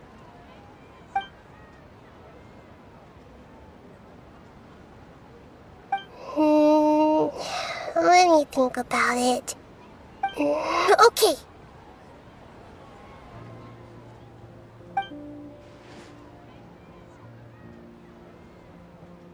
Yes, I have.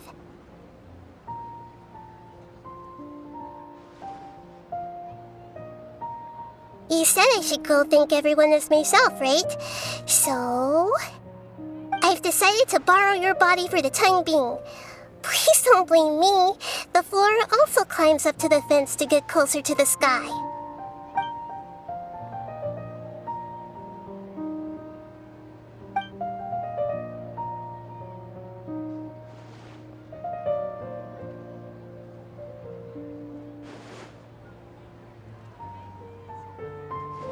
Everyone! Are you awake now? Paimon was just about to bring you the food. It's me. Huh? That voice. Nahida? Hold up, what's going on? I didn't expect to have a conversation with the consciousness of Lesser Lord Kusanali in the Grand Bazaar. Interesting. Is this also a part of the feast? No, of course not. Are you... Lesser Lord Kusanali? Hello, Nilu. You know who I am? Yes, I already know every one of you. Nilu, Alhaitham, Sino, Dia, Paimon, and Dunyarzad.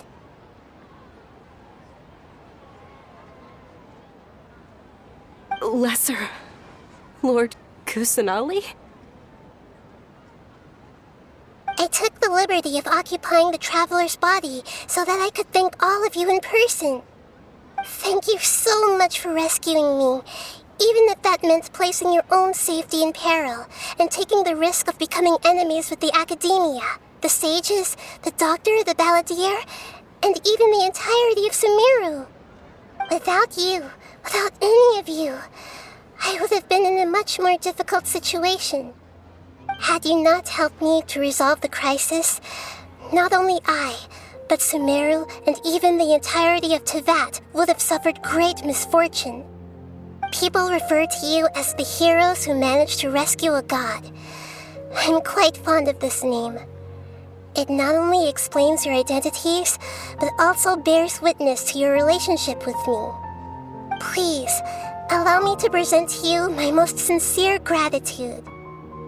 Lesser Lord Kusanali, you have done so much for Sumeru, and I didn't even have a chance to do anything for you. You don't have to do this. Dunyarzad, the suffering you endured during your illness is also proof of you being with me and praying for me. Thank you. You don't need to be so ceremonious. It's always been my duty to protect you. This is how the relationship between the Academia and Dendro Archon should be. We just did what was necessary and set things back on the right path. You're an Archon, but you act so humble. You really don't need to be so polite with us. I'm honored to have been able to take part in this plan. I hoped you liked the dance I dedicated to you. Thank you, all of you. Thank you so much.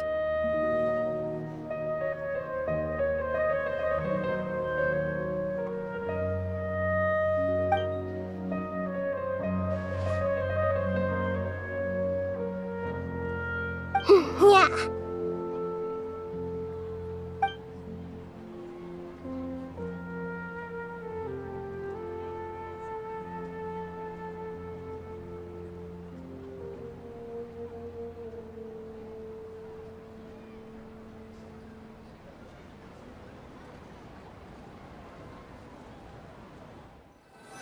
Are you awake?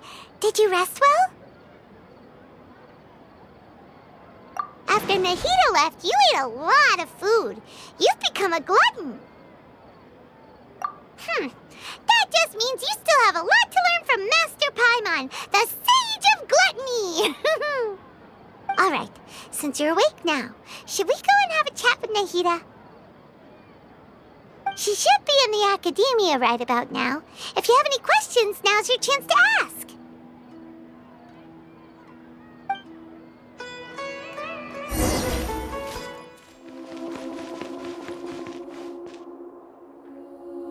Nahida!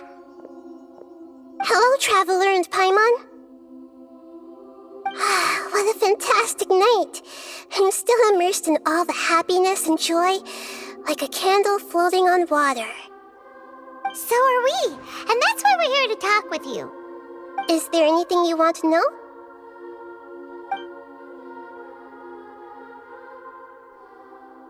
After recent events, the Akasha can no longer function as it used to. I've given it some thought, and have decided to shut it down permanently. But this is definitely not a bad thing.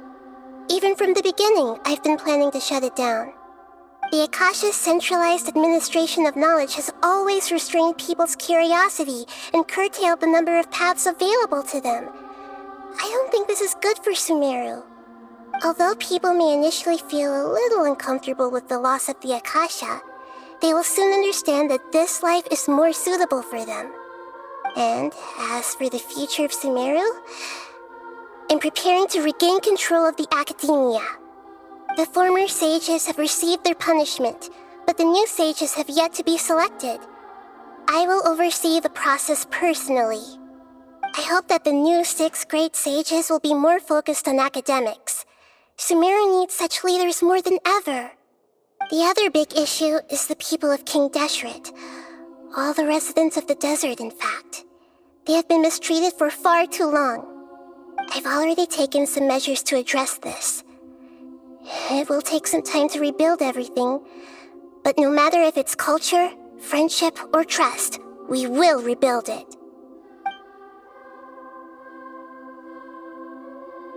You mean, what happened after the doctor put you to sleep? Not exactly. The top-ranked Fatui Harbingers, up to number 3, possess power comparable to that of gods. I was no match for him in that kind of situation. However, in spite of the bad situation, I still managed to make a fair deal with the doctor. I'm sure you remember the entity that changed your fate, the Heavenly Principles. In fact, the Heavenly Principles has been quiet since the Conria disaster 500 years ago. I used this point as leverage against the doctor. I told him that the Heavenly Principles may be awakened if I destroyed Enosis. Although it's just a bluff, he still fell for it. I assumed that the Heavenly Principles wouldn't just stand by and let such extensive damage to its laws take place. And as for what I exchanged for the Gnosis, the exchange served as both punishment for the doctor as well as a boon of new knowledge that I couldn't refuse as the God of Wisdom.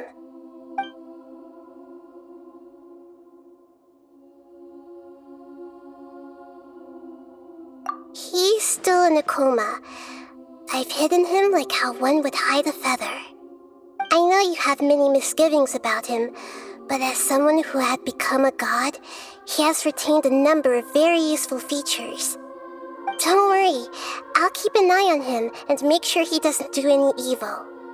In addition, there are still some mysteries left in him. Some things may be very clear from my perspective, but he is still yet to understand them himself. His future will be determined by fate.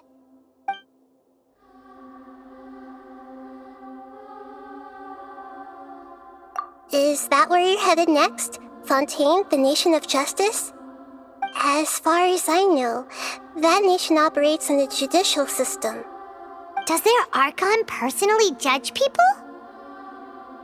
No, there's a Chief Justice in Fontaine. Generally speaking, the Hydra Archon, Focalor, won't preside over individual trials. However, even then, Focalor will still make herself present at just about every trial. It seems that she just likes to immerse herself in that sort of atmosphere. As Archon, she still reserves the right to influence the final verdict. Anyway, let's just say she's got, a very unique personality.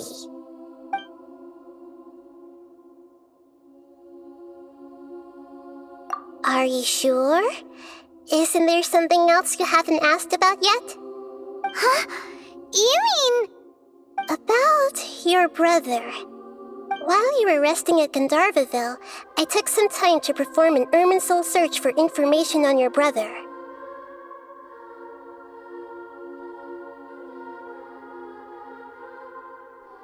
Yeah, isn't Irminsul a repository for all the information and memories of Teyvat? So there shouldn't be anything on her or her brother. This is true in your case. Irminsul indeed does not have any information on you. However, there must be something different about your brother, because as it turns out, the world has recorded information on him after all.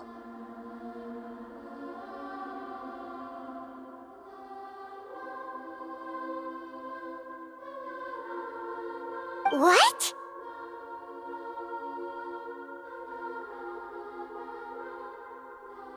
There's only one possible explanation. He belongs to this world.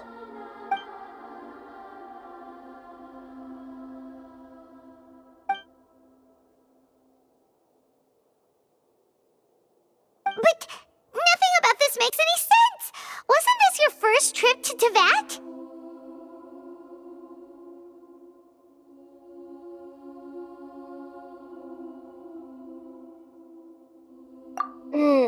According to the records I was able to access, your sibling suddenly appeared in Conria.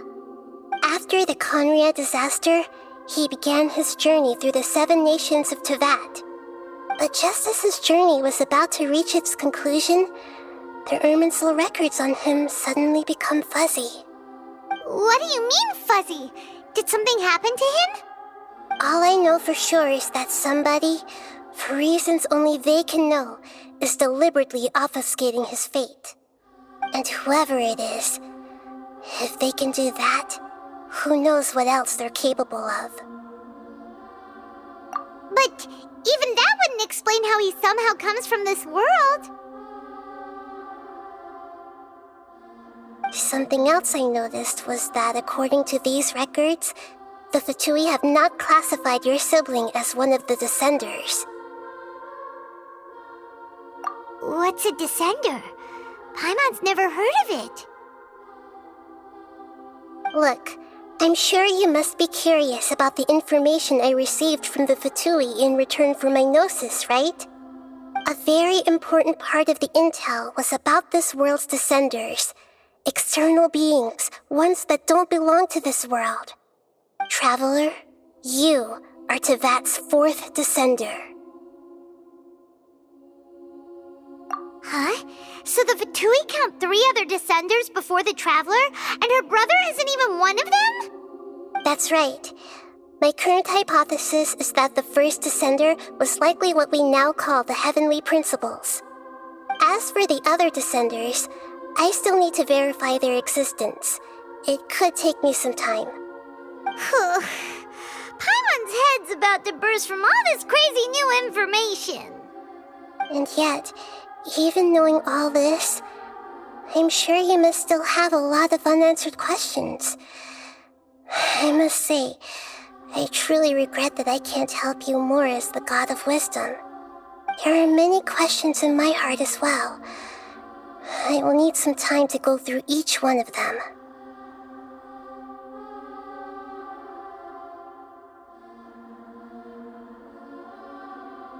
And soon, you'll also begin your journey anew and depart from Sumeru. I'm very interested in your future. It's a journey that can't be observed or recorded by this world. If fate is the ultimate knowledge, then your future will be the ultimate fate. Paimon's sure glad we got to meet you, Nahida. The pleasure is all mine. I can't thank you enough. Alright, that's enough talk for today. If you ever miss me, just close your eyes, and maybe I'll appear in your dreams.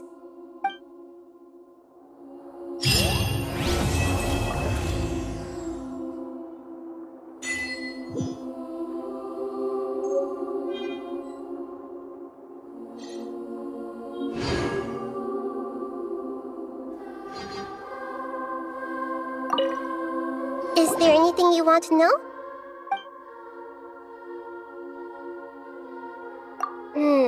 According to the records I was able to access, your sibling suddenly appeared in Conria. After the Conria disaster, he began his journey through the 7 nations of Tevat. But just as his journey was about to reach its conclusion, the Irminsul records on him suddenly become fuzzy. What do you mean, fuzzy? Did something happen to him? All I know for sure is that somebody, for reasons only they can know, is deliberately obfuscating his fate. And whoever it is, if they can do that, who knows what else they're capable of. But even that wouldn't explain how he somehow comes from this world. Something else I noticed was that according to these records, the Fatui have not classified your sibling as one of the Descenders.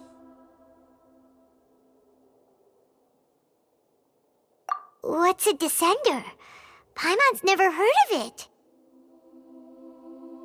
Look, I'm sure you must be curious about the information I received from the Fatui in return for my gnosis, right? A very important part of the intel was about this world's Descenders. External beings, ones that don't belong to this world. Traveler, you are Tevat's 4th Descender. Huh? So the Fatui count 3 other Descenders before the Traveler, and her brother isn't even one of them? That's right. My current hypothesis is that the first Descender was likely what we now call the Heavenly Principles. As for the other Descenders, I still need to verify their existence. It could take me some time. Paimon's head's about to burst from all this crazy new information. And yet, even knowing all this, I'm sure you must still have a lot of unanswered questions. I must say, I truly regret that I can't help you more as the God of Wisdom. There are many questions in my heart as well. I will need some time to go through each one of them. And soon, you'll also begin your journey anew and depart from Sumeru. I'm very interested in your future. It's a journey that can't be observed or recorded by this world. If fate is the ultimate knowledge, then your future will be the ultimate fate. Paimon's sure glad we got to meet you, Nahida. The pleasure is all mine. I can't thank you enough. Alright, that's enough talk for today. If you ever miss me, just close your eyes, and maybe I'll appear in your dreams.